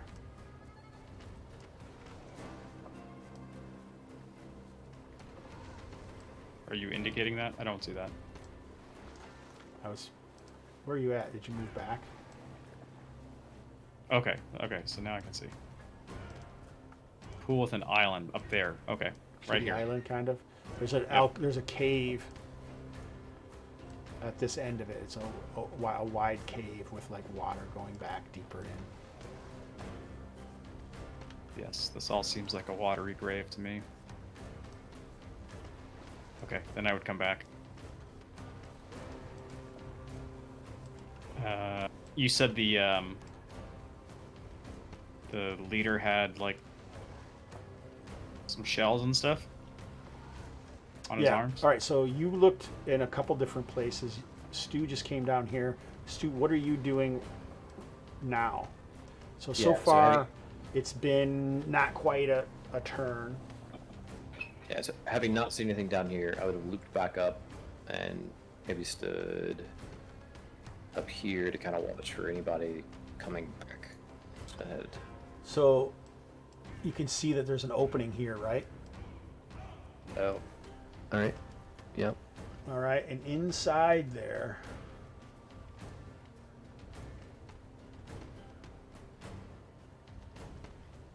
what the fuck? Oh, it's two. A large rock formation on the south end of the pool contains an alcove. Inside the alcove is a crude depiction of a giant squid that's been carved from the coral. So the alcove is like made out of coral, and inside that a giant squid has been, and all sorts of offerings have been laid before it, like it's some sort of shrine. You can see pearls, fine pieces of coral and jade, quite a few weird things that you wouldn't expect, like a few coins and like a dagger on the pile.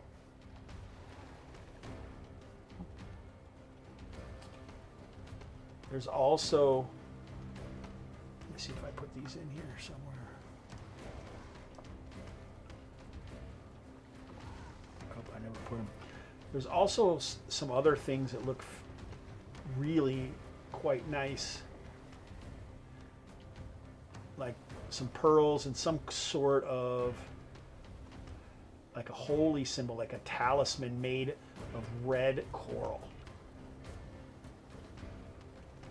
I'm not gonna touch anything yet. I'm gonna wait for the prisoner situation to resolve and call everyone's attention to it. I guess not verbally since I can't speak.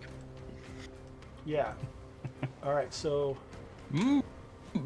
Johan is like, he's got the gaunt woman dressed in tattered rags with one arm over her shoulder. He's like, we getting out of here? What's the plan, bosses? And now, Vicente, what are you doing?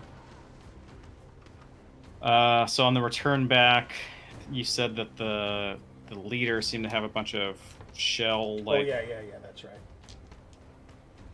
stuff on him. Yeah. Does that look valuable to me at all? Yeah, you think it could be valuable. All right. I am looting the body then. I'm going to take all his stuff. Okay. Yeah, just write down that you have leader's treasures.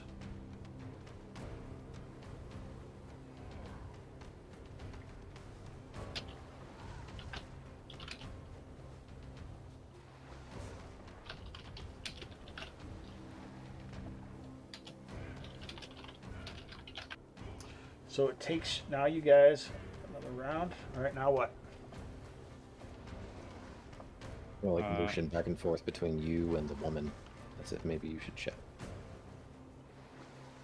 Norsil's, you're motioning? Yeah, well, but I'm pointing at you, pointing at the woman, and then like maybe you could talk to her or something. Do we not want to talk to the prisoner? That's all. What happened to his mouth? Magic. It does look horrific. And Johan's asking what we're doing. What does the captive look like? I assume she's just frightened at this point. She looks exhausted and like she's just kind of waving on him, really sunken face, and through the rags you can just see that she's just skin and bones. Free me, thank Argona, thank Argona.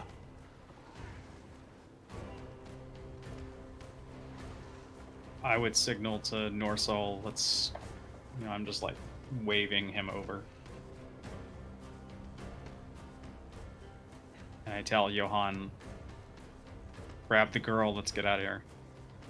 I'll pat you on the shoulder and then like point at the alcove with the shrine and treasure. All right, but I wouldn't know that. You're way up there and I'm down here. I came back down. I mean, I just said, like, once the prisoner's out, I'll come down. Oh, I'll get okay. your attention. Yeah. Okay. So you're like touching me on the shoulder and saying, like, come over this way? I'm just pointing, yeah, bringing you over there. Okay, then I would come up there. Is there... I know you're tracking time. I'm going to... Once I see that there's stuff in there, I'm going to go in there and grab it. So there's a lot of stuff in here. Like, there's like a lot of... You can, you are fairly aware that the coral and jade are going to be relatively worthless. Pearls. But there are pearls, yeah. But like one of the main things that are here, I'm going to see if I can't quickly give you a look at what... There's like... let me see if I can see where this is. A large pink pearl that's encased in carved coral. It looks to be like 4 inches, and like the coral almost looks like a fist holding the pearl in it. And the other thing is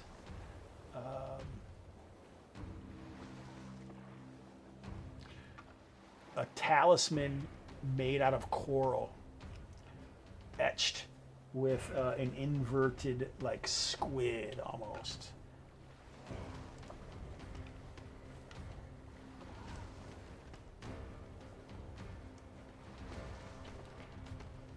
And then there's like coins, like a jewel encrusted dagger. How long are you going to take to gather it all up? Do you have a bag or a sack or something? It'd be in I have a backpack. Yeah, you could probably fit all of this stuff in your backpack. Why don't you roll a d3? Assuming that's the case. I'm saying that because we have that on the character sheet, but do we all get backpacks to start out with? If it's on your character sheet, you have it. Well, character sheets come with, there's backpack inventory. Oh, no. Your gear, each character had a gear. Right, but the starting gear doesn't have much, and then 2 or 3 things. Like, there's not much mundane gear. Or, yeah, I was actually gonna circle back to that because I thought I remembered in the first version there was like a bunch of different stuff. Comprehensive packs for. Oh yeah, I thought so too. I didn't realize that this doesn't have that. No, it has starting class equipment, and then there's just everybody gets rations, a torch. What's the other stuff? Well, why didn't you guys buy this stuff before? What are you crazy? Bedroll, rations, torch, tinderbox. Not a backpack? Doesn't say that. Oh, well, okay. Well, you might. I guess, did you guys take a pack? We're travelers. I would assume that we would have some type of pack. I would assume you have a pack. Otherwise, you can't do the different aspects of the encumbrance, right? The slotted encumbrance. So yes, you have a backpack. Oh, I forgot about that slotted encumbrance. Look, you did mention that, GM, at the beginning of Yeah, I did. this session. No, I don't think you did. Of this session? No, I didn't mention it this session. No, when we did the character creation. Oh, I would okay. have 11 slots. Yeah, I just didn't worry about it yet because we didn't have any stuff. Right. All right. So, like I say, roll a d3.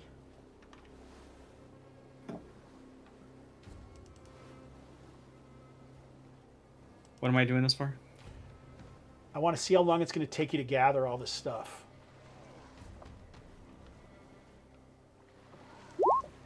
What'd One. you get? 1. All right. So 1 round, you can pile all the shit in your backpack. Yep.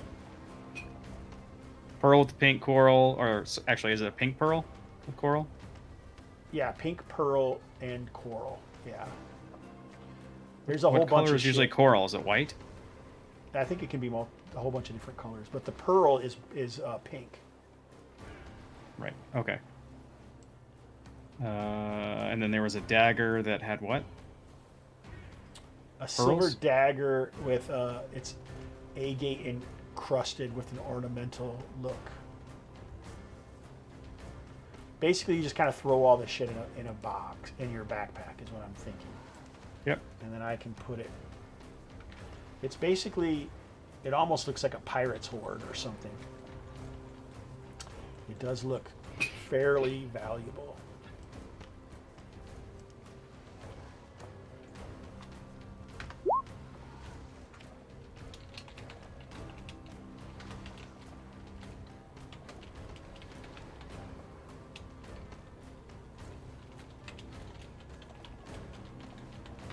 There. Okay. And the talisman. Yeah.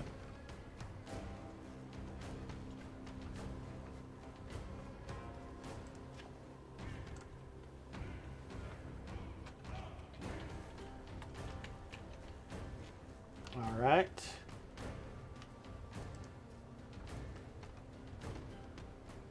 I'm going to show you a picture of the talisman.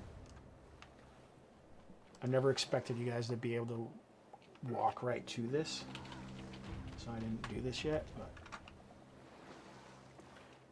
this is kind of funny to me.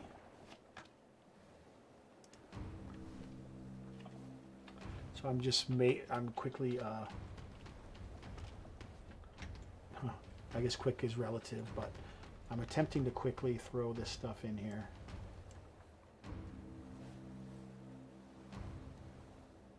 So you can- Steve there's a nice watching, image. Steve watching has to clarify stuff like, do we just assume people have backpacks? I would assume so. Well, you have to have a backpack or you wouldn't be able to. Right.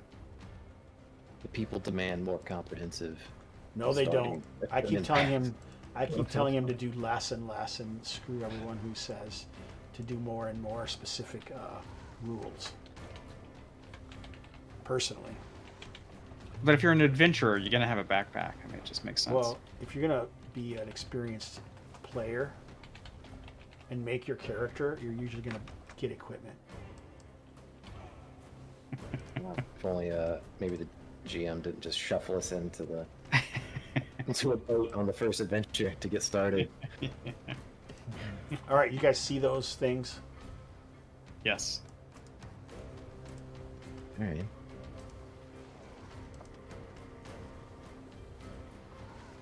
That looks cool. Yeah, there's a lot of cool art in this little thing. This is all Randy M.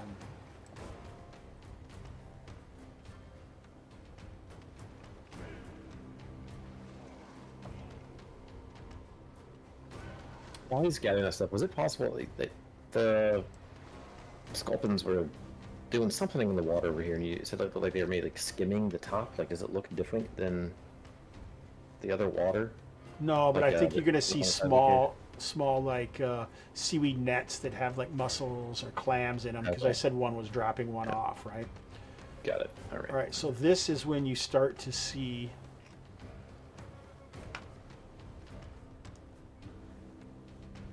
a fairly large group approaching from across that pond. Let's get out of here. It looks like there's easily half a dozen, and one of them is all covered in red blood, and one of them looks larger than the others.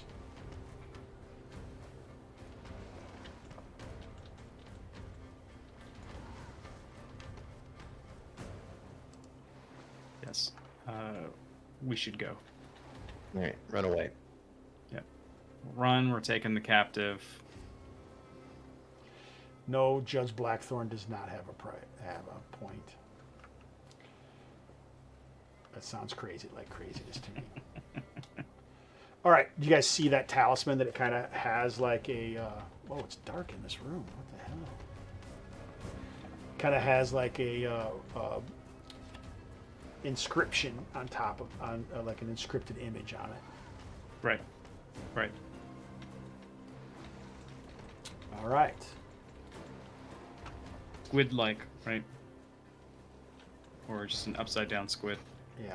Are squids and octopi both referred to as cephalopods? Yes. Some sort of cephalopod. I like it. Yep. All right, so yeah, I think you guys can flee. Are you leaving this this one that was just held rigid by your spell? Oh, I mean, I assume we dispatched. I didn't know. Yeah, I didn't say. I kind of forgot about him. You guys are fishmen killers. I see how it is in cold blood. I understand. These Yeah, things kinda- are abominations. We didn't have to get into details, but they did attack our boat.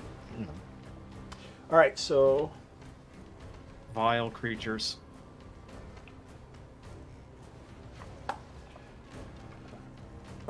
you guys quickly hustle out. Johan's carrying the woman. You throw her down in the boat, and now where are you going? He's doesn't try to be rough with her, you know. He tries to be as gentle as possible. But yes, we want to get out of here. Picks her up like a body slam. Slams her down into the boat. All right, so I think you guys can get away with your heavy backpack, but I think your backpack is full of all this treasure.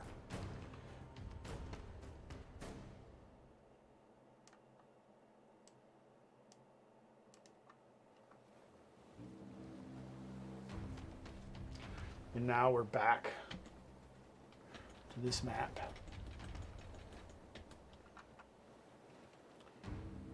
And you return to the boat. Yes, we do.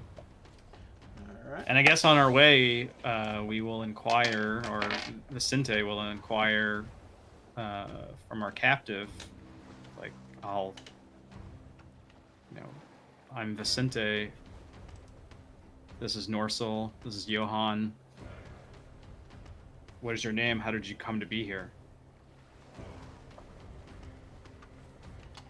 All right, well, let me find that. I thought I had some notes somewhere, but I do not see it. You should just send me all your notes and I can pull it up. Hey, yeah, tell me what I wrote.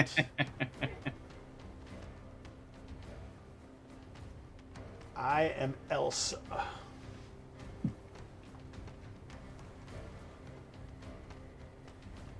As you can hear, Johan is grunting, but his eyes keep shifting. Norsil spots his eyes keep shifting to the heavy backpack, almost too heavy to wear, bulging with treasure. And Issa is just like, asks for water and food. So she seems like she's been starving. And she says, I traveled here with Igit, a horrible, horrible priestess. She brought many of us here. We were hoping to find the temple. This is when you see that it looks like she also seems to be maybe suffering from some sort of pox or something. Surprise!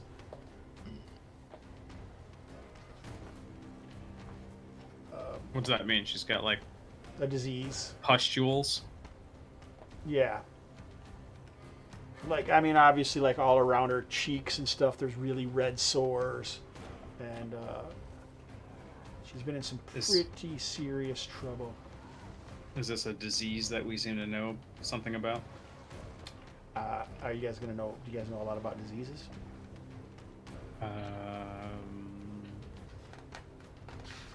If it's something that's been going around. Oh, no, nothing like that. She says we hail from Crow's Keep. We hailed from Crow's Keep and we traveled here a few weeks ago. The sculp destroyed our ship, and now we're abandoned here. Igit took some of the others, and they've been capturing us and eating us. They live up on the, and she kind of like points up towards, you know, just the island as you guys are rowing out towards the boat. The sculp caught us. They wander the lower regions of the island. I can't believe you rescued me. I prayed to Argona, and she has answered.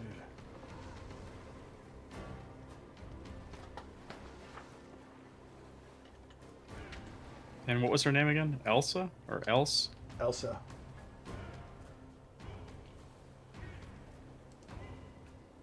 And they were being brought here by a priestess? Yeah, they were brought here by a priestess named Igit, Iggitt. So we got Eric Swanson, Jonathan Davis. Hey, everybody. Christian Halata. Nice.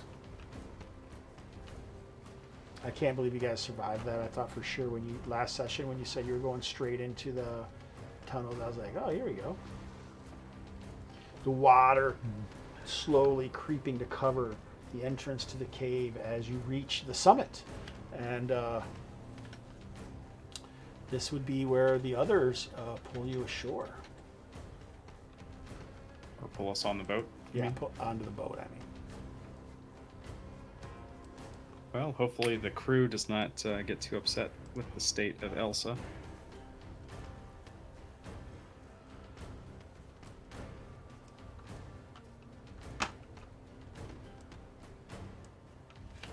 Oi!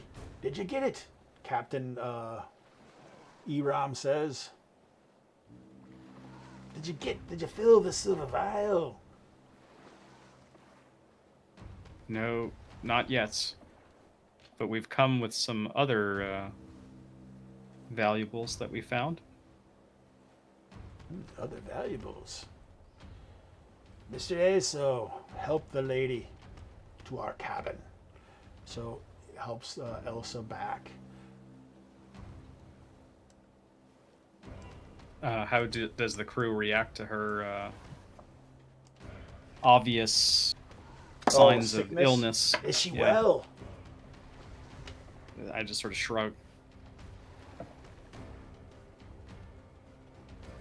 She doesn't look that great. I think maybe part of the reason it maybe looks like she also has some kind of. We'll say that she obviously looks like she was starving, but her legs even look more malformed than you would think. Like she maybe has some form of polio or something, and maybe had some sort of braces on, and couldn't hardly walk on her own. Maybe that's why she captured by the sculp. So they were a ship full of the infirm, looking for the healing properties of this island, it sounds like. Pretty much. And the Sea Vultures, the sculps, didn't seem to mind using them as food. Yeah. Hobbs, I think I would when I got back on this boat, I probably would have kept my like hooded cloak kind of like over me. Oh yeah, I like, forgot. Your head- mouth is all, and you're my doing my all. head down. Okay. and, Okay. I'd be just keeping to myself. Yeah, I think I would. The whole boat ride back, I would have occasionally looked over at Norsil, and then seeing the lack of the mouth, I would have been disturbed and turned my head back around and focused on finding out what Elsa is telling us. So I'll tell the captain that she seemed to be here with another boat, probably to come here for the same reasons we have heard about this place.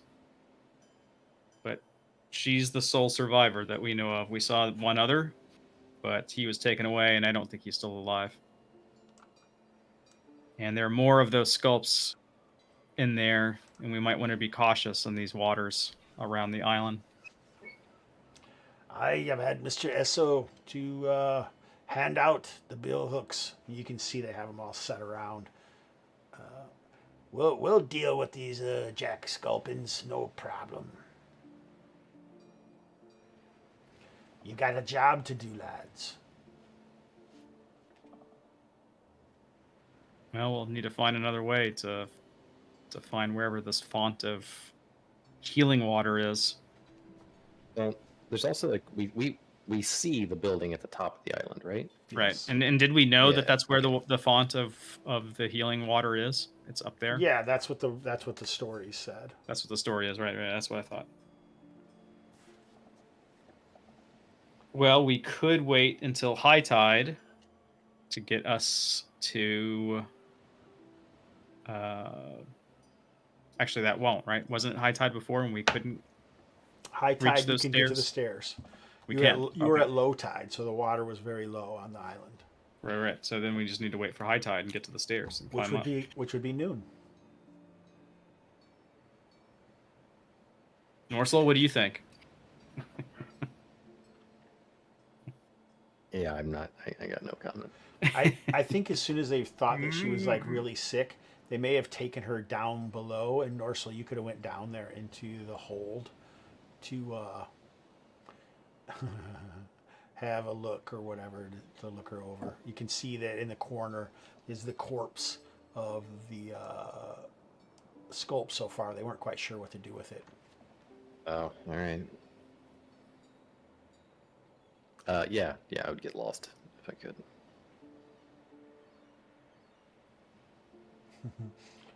I like Judge Blackthorn. Can we just start over?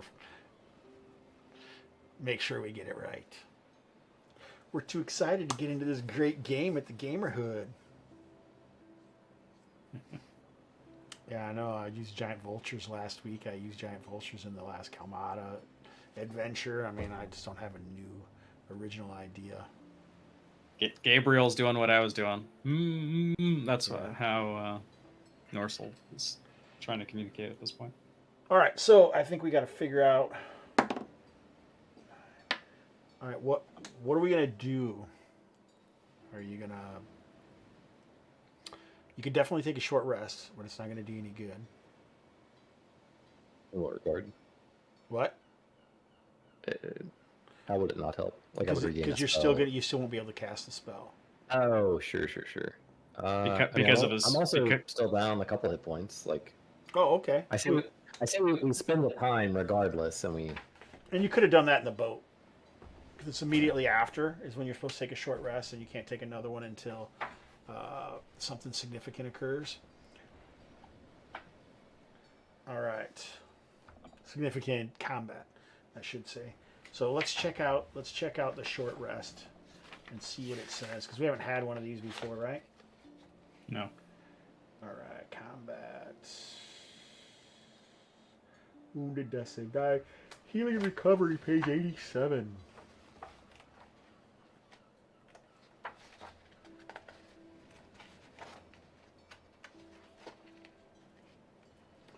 Germany Christmas, 87. Oh, same picture. I like it.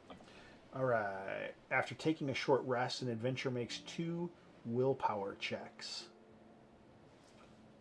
For each success, the PC gains 1 recovery benefit.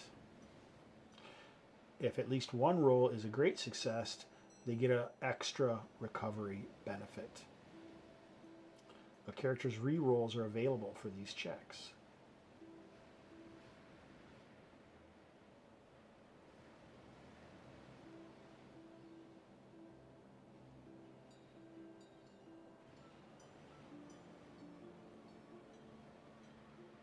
So you guys gonna make 2 will checks? Yeah, this I don't have anything to recover, so All right, you don't have to take a short rest then. Here we go. All right, a great success. So you still get 2 things that you can do. So you can recover 1 use of an expended class ability, recover half of any lost hit points. All right. So I'll take my 1 hit point, and whenever my mouth opens back up, I will be able to cast again. All right, so what is the plan? What time is it now? Out. Oh, sorry, in game. In game? Oh, probably 9 o'clock, 10 o'clock, 9:30. In the morning. In the morning Yeah. still. Yeah, I mean, you guys just went in there. Yeah, it is. You very quickly dealt with everything, and We can still explore the top of the island. I mean, it does feel silly to like wait 10 hours or 9 hours or whatever. What do you think?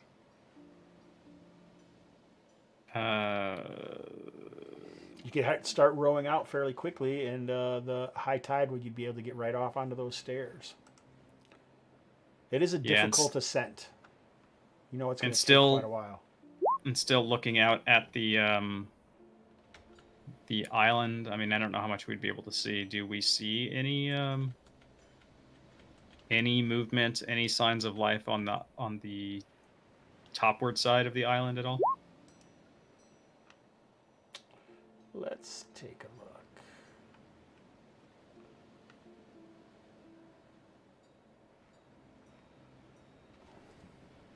Make a detection check.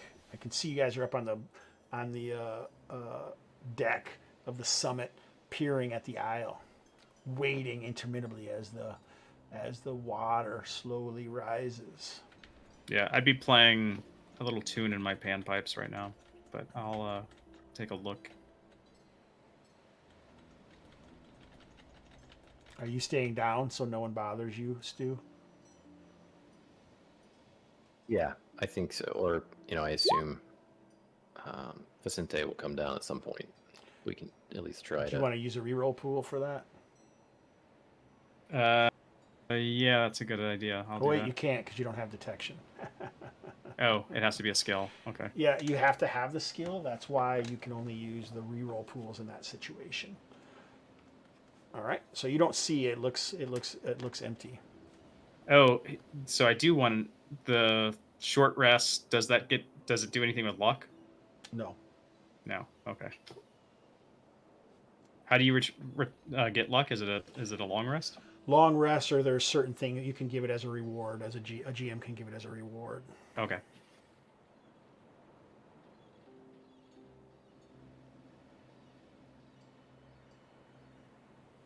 What are you gonna do? So I'd go below deck and find Norsil and ask, do we go now, or is there a time in which will you go back to normal? I'll ask the Yeah. question separately, so it's not it's not a Yeah. double-barreled He may question. not even know actually that that's what the case is. It's not like it's ever happened to him before. Well, I saw I would know that his mouth is gone. So. No, that's what I'm saying, but I don't think that Norsil necessarily knows. Oh, correct. All right. Although, Yeah. if he cast magic, this was I know this was debates on one of the early spell burns. Would the spellcasters already know about some of these possible effects? Because if they've learned those spells, they would have had to cast them at some point, and things likely would have gone awry. Yeah, but I think he knows that no one else likes it. So at this point, he's hoping that it is, but no guarantee, I would say. Yeah, I would just motion like we can get going. Okay, then we should probably go. I mean, we've got a bigger job to do later on, so this is just an on the way thing, so we probably shouldn't wait too long. Yep. All right, let's take a quick pee break, and then we got about a half. Oh, is it a half hour, Stu? That's all you got, right? I mean, we can go a little bit over if we need to, but Okay. Well, I mean, it's up to you. It it's a doesn't. good target. Did you want to play another half hour? Is that what the intent is? I will. Yeah. Okay, sounds good. Okay. Cool. I'll be right back too.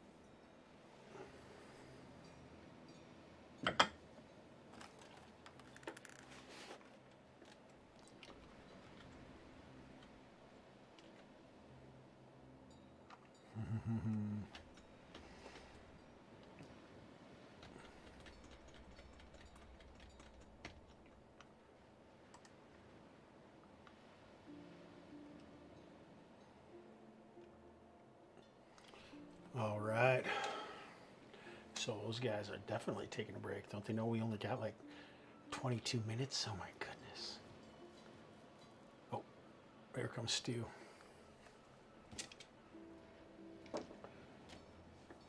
All right, everybody. So something that we've been doing on Wednesdays is it's a black T-shirt Wednesday. So anybody out there in Twitch or YouTube that are wearing their black T-shirts today, I am wearing my Sweet Western squid face shirt. I know this looks like a weird Frontiers T-shirt, but it isn't. It's actually a Dark Trails T-shirt. It actually says Dark Trails on the back. That's how old this thing is. I think this helped David Beatty win his efforts against Chaosium, even though he did change the name anyway. What about you, Stu? I see you're there. What do you got for a black T-shirt today?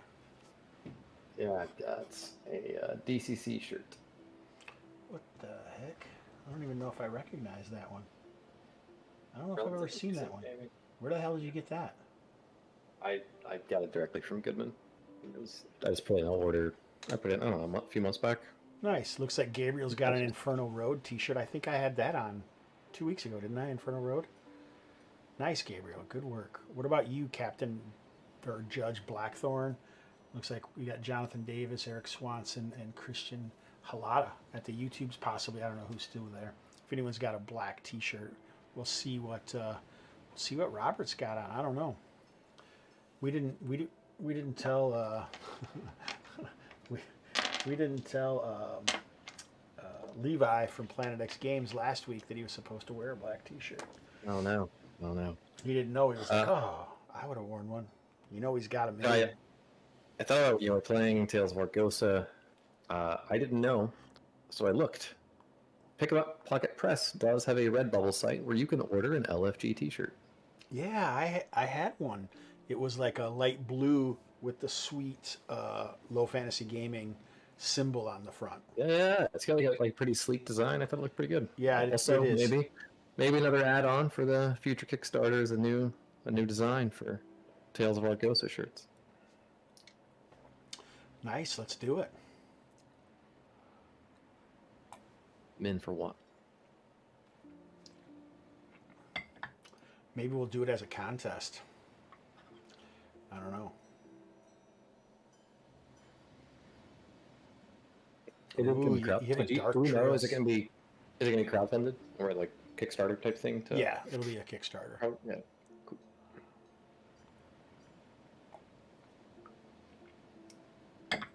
I'm gonna see if I might be a stretch goal for an adventure or something. We talked about that. Judge Blackthorn has a black Dark Trails coffee mug. Yeah, hey man, I think it counts. Next Wednesday, buddy. Meet us here at 7-ish, and we'll see. We'll see if we can't get something going on. I think you guys should just talk to your employers and just make it black T-shirt Wednesday, and you can also wear your black T-shirts to work on that day. If they ask, say, hey, Hobbs from Mr. Hobbs' Gamerhood said, it's all good. Don't worry about it.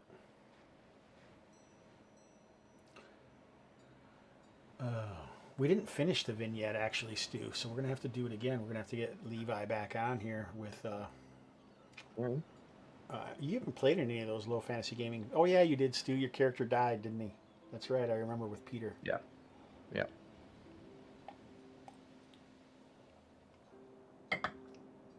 I'm kind of disappointed that we haven't done any more vignettes, but I mean, obviously, it's only when I can play. So, were you gonna play Kalmata yesterday, Stu? Yeah. But you seemed like you're exhausted or something from your trip for today. We got back. Well, I don't know. I think I was just grumping. Oh, jeez. I was talking about how big of a sacrifice it is for me to play on the East Coast and stay up this late. That's all. Oh yeah, it's such a sacrifice. Some of the guys don't even start till now, and I can't even imagine. No, I can't do that anymore. I have a new product downstairs, but I didn't bring it up. It's the Cities Without Number. Yep. Nothing against Kevin Crawford, but instant buyer's remorse. I don't know why, because the only Kevin Crawford book I still have is Stars Without Number, and I got rid of all the other ones because I usually bounce off of his writing. But man, I want to know that stuff. I'd say this is cool. You know what this is, Stu, right here? What was it? Holmes and Clark. Holmes and Clark, buddy. Can you tell by the white along the side? Yeah, I was showing this off last night. The old Holmes and Clark. Yep. I did actually see a Reddit post in OSR that mentioned this. So eventually people are going to start hearing about it. Oh, he's got his Exalted Funeral tee. Yeah, we were just doing the black t-shirts, buddy. Yeah, I was trying to see if I think it's like glow in the dark kind of.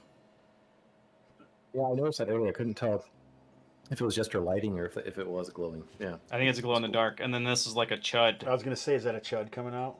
guy, and he's got a D20.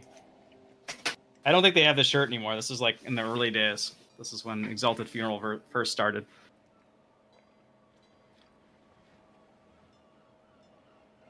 Oh, they went mainstream. Right before they got Necrotic Gnome, and they're making like $1 million Kickstarters. Just a joke, everybody. don't come at us. You guys can go after Stu after Okay. they sign off. I'll be sending their So, personal home addresses. It's a fine retailer of gaming goods. See, in the early days, I don't know if they even do this anymore. They used to sell like occult. They had like an occult section, and I don't know if they dropped the occult section and just have gaming stuff now. I don't know. Maybe that's it. So we got a little bit of time. I'd like to also have some highs and lows and discussion at the end. So what?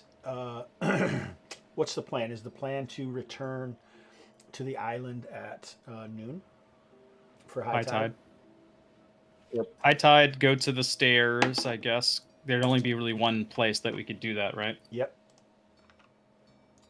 All right, let's switch over the map. Back to Wraith Isle. See, this is a cool looking map, isn't it? Yeah. Damn cool This looking map. pretty cool art style. I don't know. I was going to describe it as something else. Like I know. Oh, now I know who this style is very similar to. Who? Billiam Babel. Do you know him at Oh, all? yeah, I know who that is. Yeah, his drawing style is very similar to this.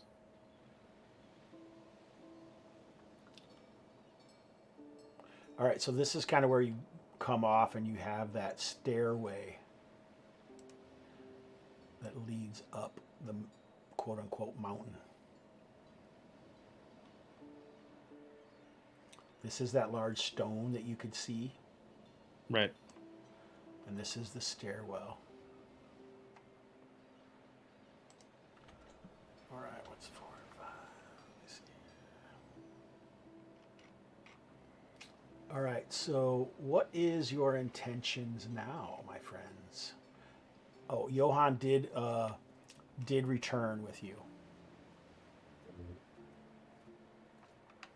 Well, there's no obvious or signs for anything as an option to go up. Everything is like rocky cliff face. That's very difficult to probably Other than climb. these stairs, yeah. Well, it seems like our path is laid before us. Let's just hit it. It's probably safe. Let's just do it. Yeah, I'm sure there's nothing. We just The only sensible way of getting onto the island, unless one wishes to brave slippery rocks, sheer cliffs, and crashing waves, is this landing site, the stairs that lead above. The site is located on a low embankment on the eastern side of the isle, directly below the distant temple peak. Are you reading box text? Is Nope. that text in the box? If Nope. it's not in the box, I don't want to hear it. It's not in a box. A narrow stone path leads up from the landing site up the entire eastern slope of the island mount. It twists and turns over dunes, hillocks, and ridges until eventually reaching the temple and the arch above. These stones are well weathered, worn heavily, overgrown in places with creeping rose vines and heather.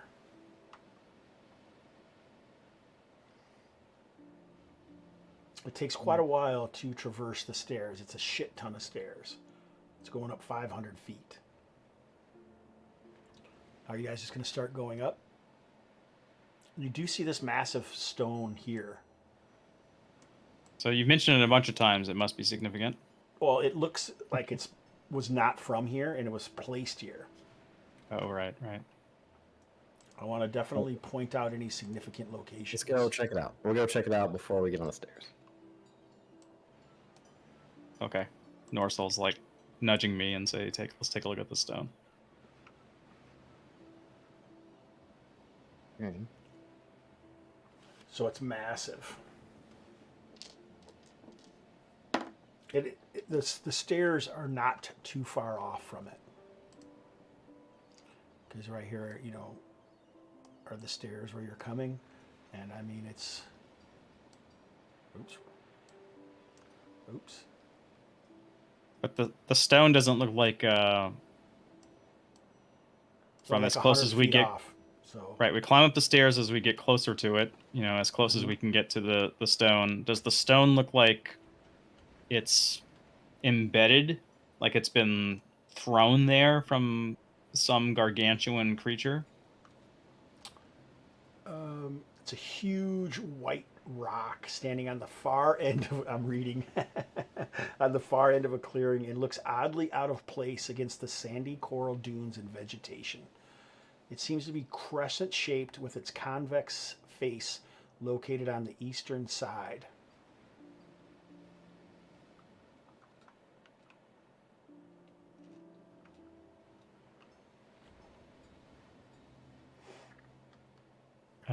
And it looks like it's chiseled by natural formation, or it looks like there's been tools. They're like tool marks on it. It's kind of difficult unless you like get right up to it to see something like that. It's a massive stone. Yeah, but I mean, you're not going to see chisel. It doesn't mean the chisel marks are massive. If it was made by massive chisels, Maybe. potentially. Maybe. But we'll go to we're here. We might as well take a look, even though not really what we're here for, but maybe it's a good idea to do so. So, does there seem to be any sort of path relatively safely to get to it? Yeah, it's coming right off of the stairs. There's like a clearing there, and it's at the end of it.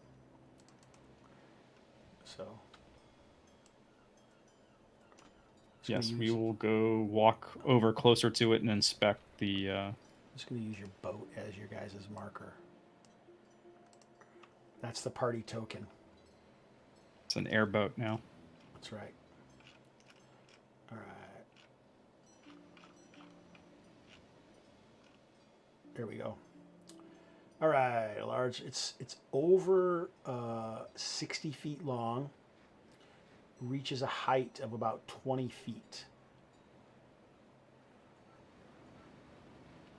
Almost with a flat, almost even top. Reaches a height of 20 feet, 15 feet wide. Sheer 90-degree sides.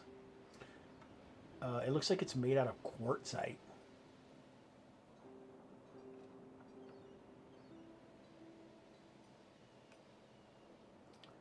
Johan mentions that they often use it as a landmark, basically the marker stone they call it. And I should say that the fog that is mostly almost always here is kind of burnt away. I forgot to mention the fog. Sorry about that. You can see the remnants of several fires in this center area, over the crescent. Scraps of driftwood and dry grass are piled close by.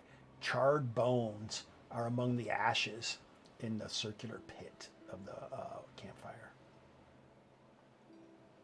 I take my spear and I disturb some of the bones and see if there's anything else in there. Yeah, you stir it around and you don't see anything. Why don't you guys make a detection check?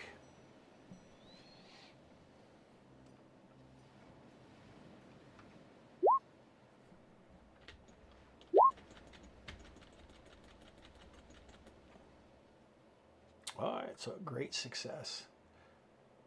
I think, Vicente, as you're stirring around the campfire, you spot a huddled form at the end, like towards the southern tip of the marker stone. Mm-hmm. And then, like when you look up in that direction, they kind of like bustle around the corner out of sight. And what do I make out as this figure? It's some humanoid? You would guess a human. It's a pretty human centric. You don't think it was a fishman for sure. Right. But the the person other than, are they like dressed in some type of Like I rags say, or something? you just barely kind of saw a huddled form that just ducked out of sight. You just saw kind of like a face that looked very gaunt, with like a really raggedy beard and just the remains of a hooded cloak with its hood up.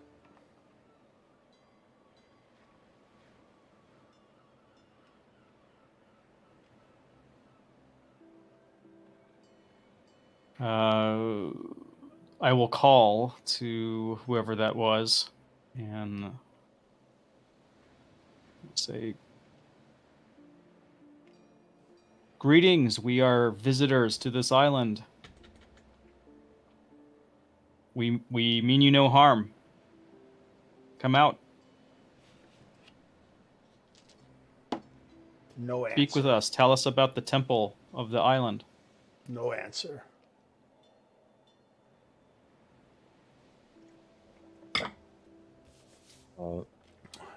So I was going to if that goes say, down with it, hey, does Norsil say anything? He goes, "Mm." I'm gonna like start walking around the other side of the stone, like kind of go around, and like I'll motion it, Vicente, like basically we can check out like each side. We're gonna If you- split the party. Is that what you're saying? It's like what, like 70, 80 feet across. It's not that far. It'll be okay. All right, so we'll both go around then. Then the opposite direction. So Yep. that means that Vicente is following where the huddled form went, kind of. Yep. Where's Johan going? He's gonna stay there. He's staying. Set state. Okay.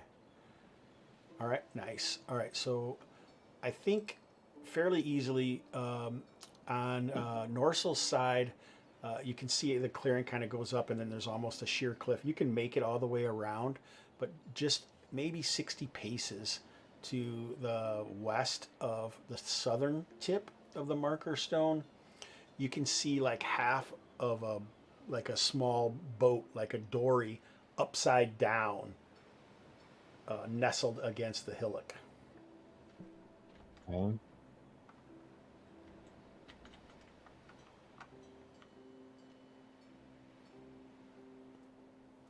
I'll go towards it.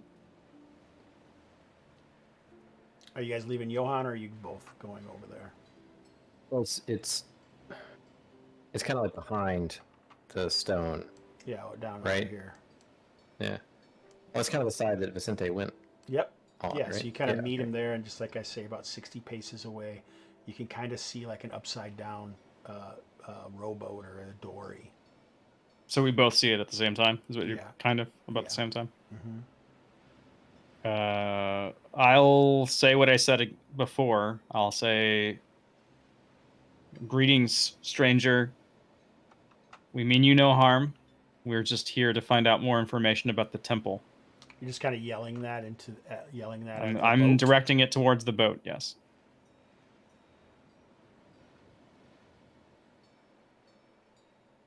All right. Well, maybe we'll wait to see what the answer is next week.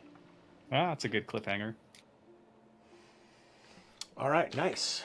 So good work, guys. You guys survived. I would say you still have, about 6 hours. What do you think? Does it sound about right? 6 hours of what? Until your lips are no longer sealed. Oh, Norsil. Yeah. Yeah. All right. Do we have any thoughts about tonight's session, Stu? I thought surviving the tunnels was fun. It didn't seem like we had too many great ideas for how to approach that, but it just happened to work out. So I thought that was cool. Hitting DDM, particularly like DDM firing on a spell that I probably shouldn't have, I should not have cast anyway because of You shouldn't have been able to even cast. But that's that's fine. But yeah,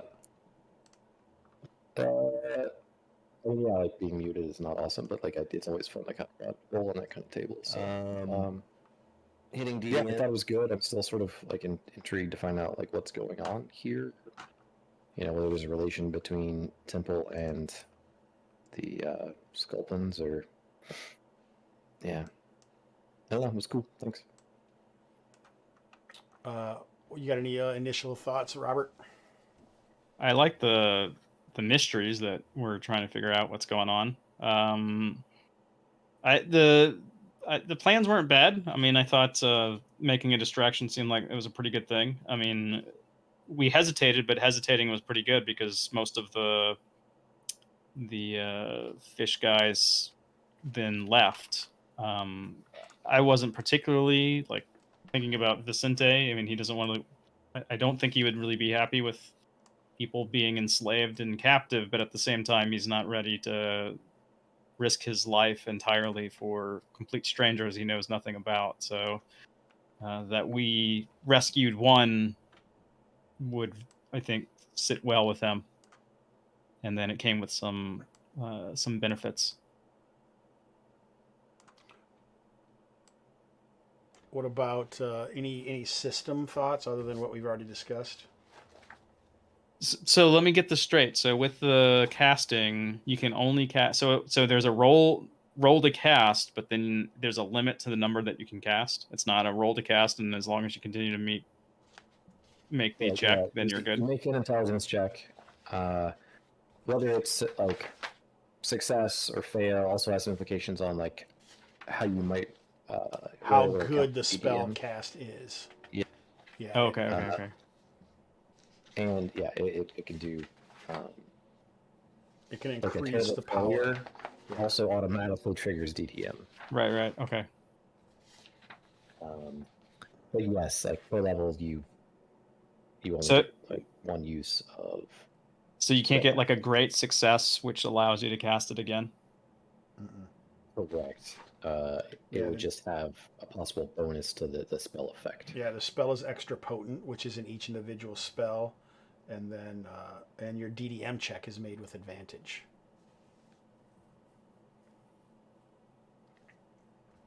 Does that seem to be too restricted? I mean, magic is supposed. It's a low fantasy magic. Right. game. It is a low magic. And the casters all have other things they can do, right? So they're not like like not almost like all the regular simple weapons for sure.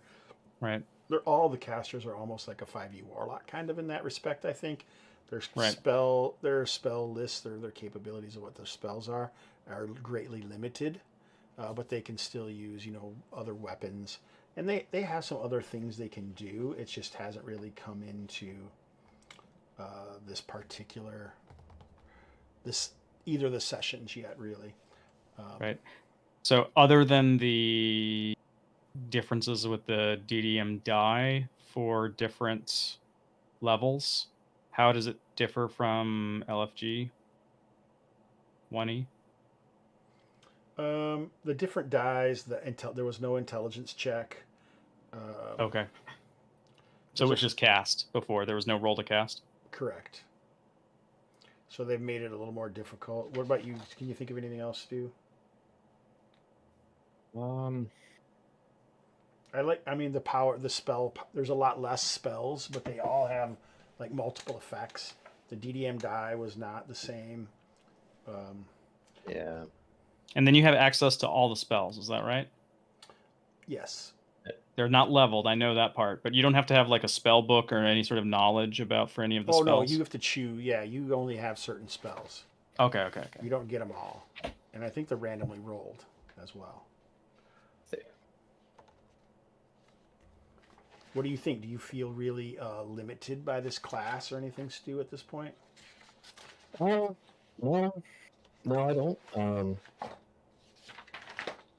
I thought I rolled some stuff that's pretty fun, like whether it's come up or not. So I'm feeling pretty good about it. The other thing about the magic user in this is just like I don't know. I don't feel like you're as completely crippled in combat as some Right. other Yeah, that's what I dragon was gonna game say. systems. Like, Yeah. now compare this to a first level OSE wizard. And Yeah. also the spells aren't only like as limited as they are in a lot of other like the spell lists. Like you can cast Cure Light Wounds in this game as a magic user. That's a spell that you can get. Right. So there's a lot of different opportunities, and the spells are pretty badass, really, if you think about it. At first, at that, he's casting a spell that can paralyze 1d4 creatures. That's like a whole person spell, maybe. Or like I was using that same spell as Entangle for the Sculpt shaman or leader, as you guys are calling him. So you can. Well, I figured he's some type of priest, shaman type thing. Yeah. Yeah. What do you guys think about that whole feeling? I mean, it definitely had to be a little nerve wracking knowing that, like, I mean, two first level dudes just like going into a goblin cave with multiple, who knows how many could show up or anything like Right. that. There's a lot of mysteries, and you kind of ended up going kind of right into it. But I think that's kind of the feeling it's supposed to be for it, because it's like they don't know, they don't expect it, So I kind of really like the way that whole thing went down, personally. Yeah, That was cool. That was really cool. And also, you don't only get you got to remember, you got a short rest, right? And you can kind of, I don't remember, can you only take a certain amount of short rests in this game? And then you can cast again. So you just can't cast more than one spell at a time, basically, between scenes, right? Yeah. It's page 87. So you still can cast quite a bit. You just can't cast more in that one scene. Or what do we think about the trauma table? So it's a nice little basically table that has stuff as opposed to just doing extra damage and all that. This is like we saw a lot more in this combat than we saw in a previous combats. Yeah, I think that's pretty cool. After a significant combat, so there is not like a limit to the number of short rests that you can take. Like when I was running the Midlands previously, I was saying you could only have 3 short rests before a long rest could reset your short rests. But that's not in low fantasy gaming. It's also not in here. So I mean, if you want to take the time to do the rest, it's kind of like, it's not that much different than like Cairn or some of those other games where they say you can kind of rest and be kind of close to where you were before with what your capabilities are, but you're at a disadvantage if you're attacked during resting or something like that. So I don't think that's that far off, and it's still definitely a lot more powerful than like an old school type, I guess I should say, an early edition D&D game. So we don't even have to fight about what is an old school OSR game or something. So Yeah, and then the long rest, is this the same in 1E? It's pretty long. It's a whole week. yeah, 7 days. Right. Doing low-key activity in a safe location.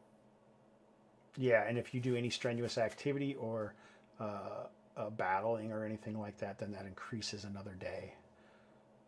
And like you may have to be. Oh, he's there. He's also basically added that if you're at a comfortable location, you may reduce the time at the GM's option. So that's kind of interesting. This is my question to you guys. Are you nervous that Captain Eram and Mr. Aso are just going to take off with all your treasure that you left on the boat? I'm assuming you're not walking around because you'd be totally encumbered, right? Right. No, because he needs this healing water.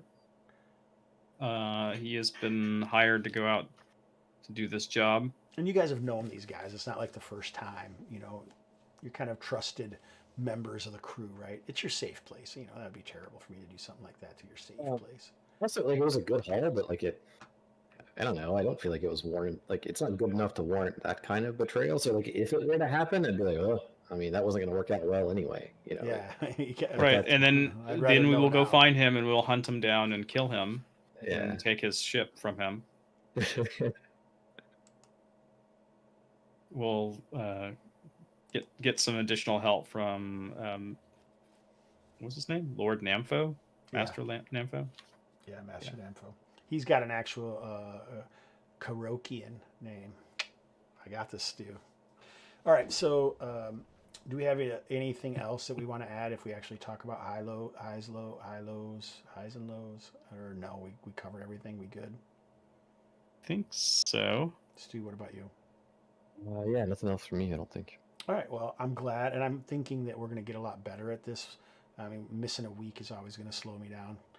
Right, and I have the problem with last week we did the vignette, so that's getting a little bit more confusing in my mind. Yeah, and that's all right. I think we'll get better at it. Hopefully, our watchers or spectators are okay with that, and we'll see what Steve has to say about the pieces that we covered.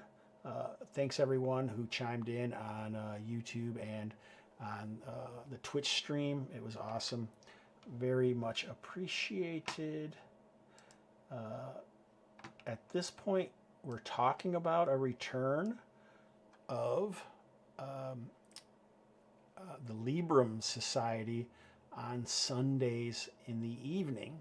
So if you guys are interested in seeing me and Arlen talk about Malazan Book of the Fallen, we're going to get back on that horse and do deep dives into that. And then every other week there's going to be a deep dive into other stories, and we'll have guests on those every other week. We're talking about trying to do it this Sunday, but I kind of like volunteered to run another game on Tuesday that I don't have as much shit ready for that I had intended to. So that's Steve Erickson. Is that his name? Yeah, Steven the author. Erickson. Yeah. Yeah. So I listened to. He was on a podcast recently because there's a Kickstarter for a sword and sorcery anthology that's going to be coming out from Rogue Blades Entertainment. I think that's what the publisher's name is, called Neither Beg Nor Yield, and he has got a story slated to be in that. Nice. He doesn't typically do short fiction anymore, but he's been persuaded to do that. And then you always pronounce it. How do you say it? You say Malazan. Yeah. He pronounced it Malazan. Oh. So Yeah, I've never heard it said. I'm sure. I actually kind of like Malazan better. It just sounds too. more. It's got Malazan more like, oomph to it than Malazan. Malazan sounds like something that you'd put some honey in when you eat it or something.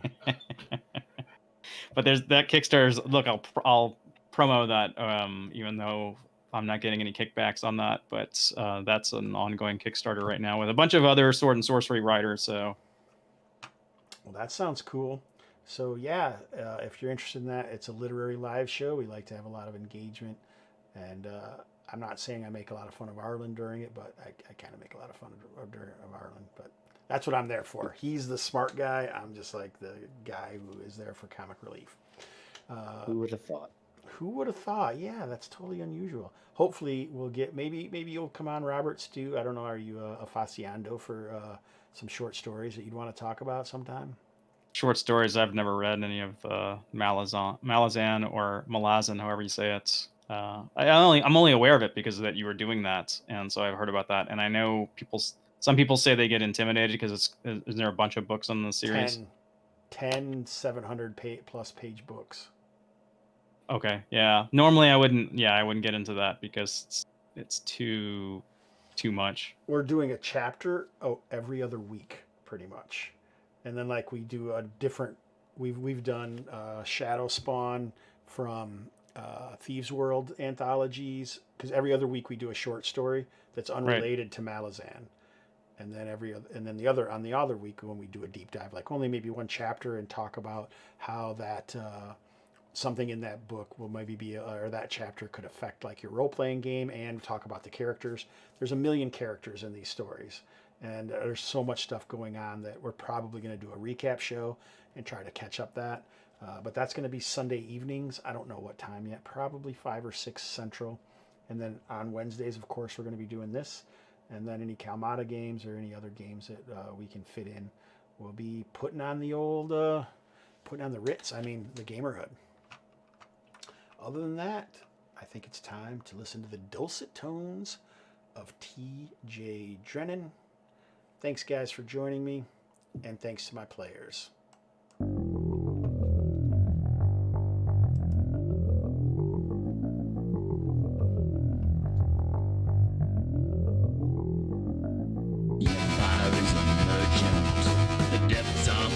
chill.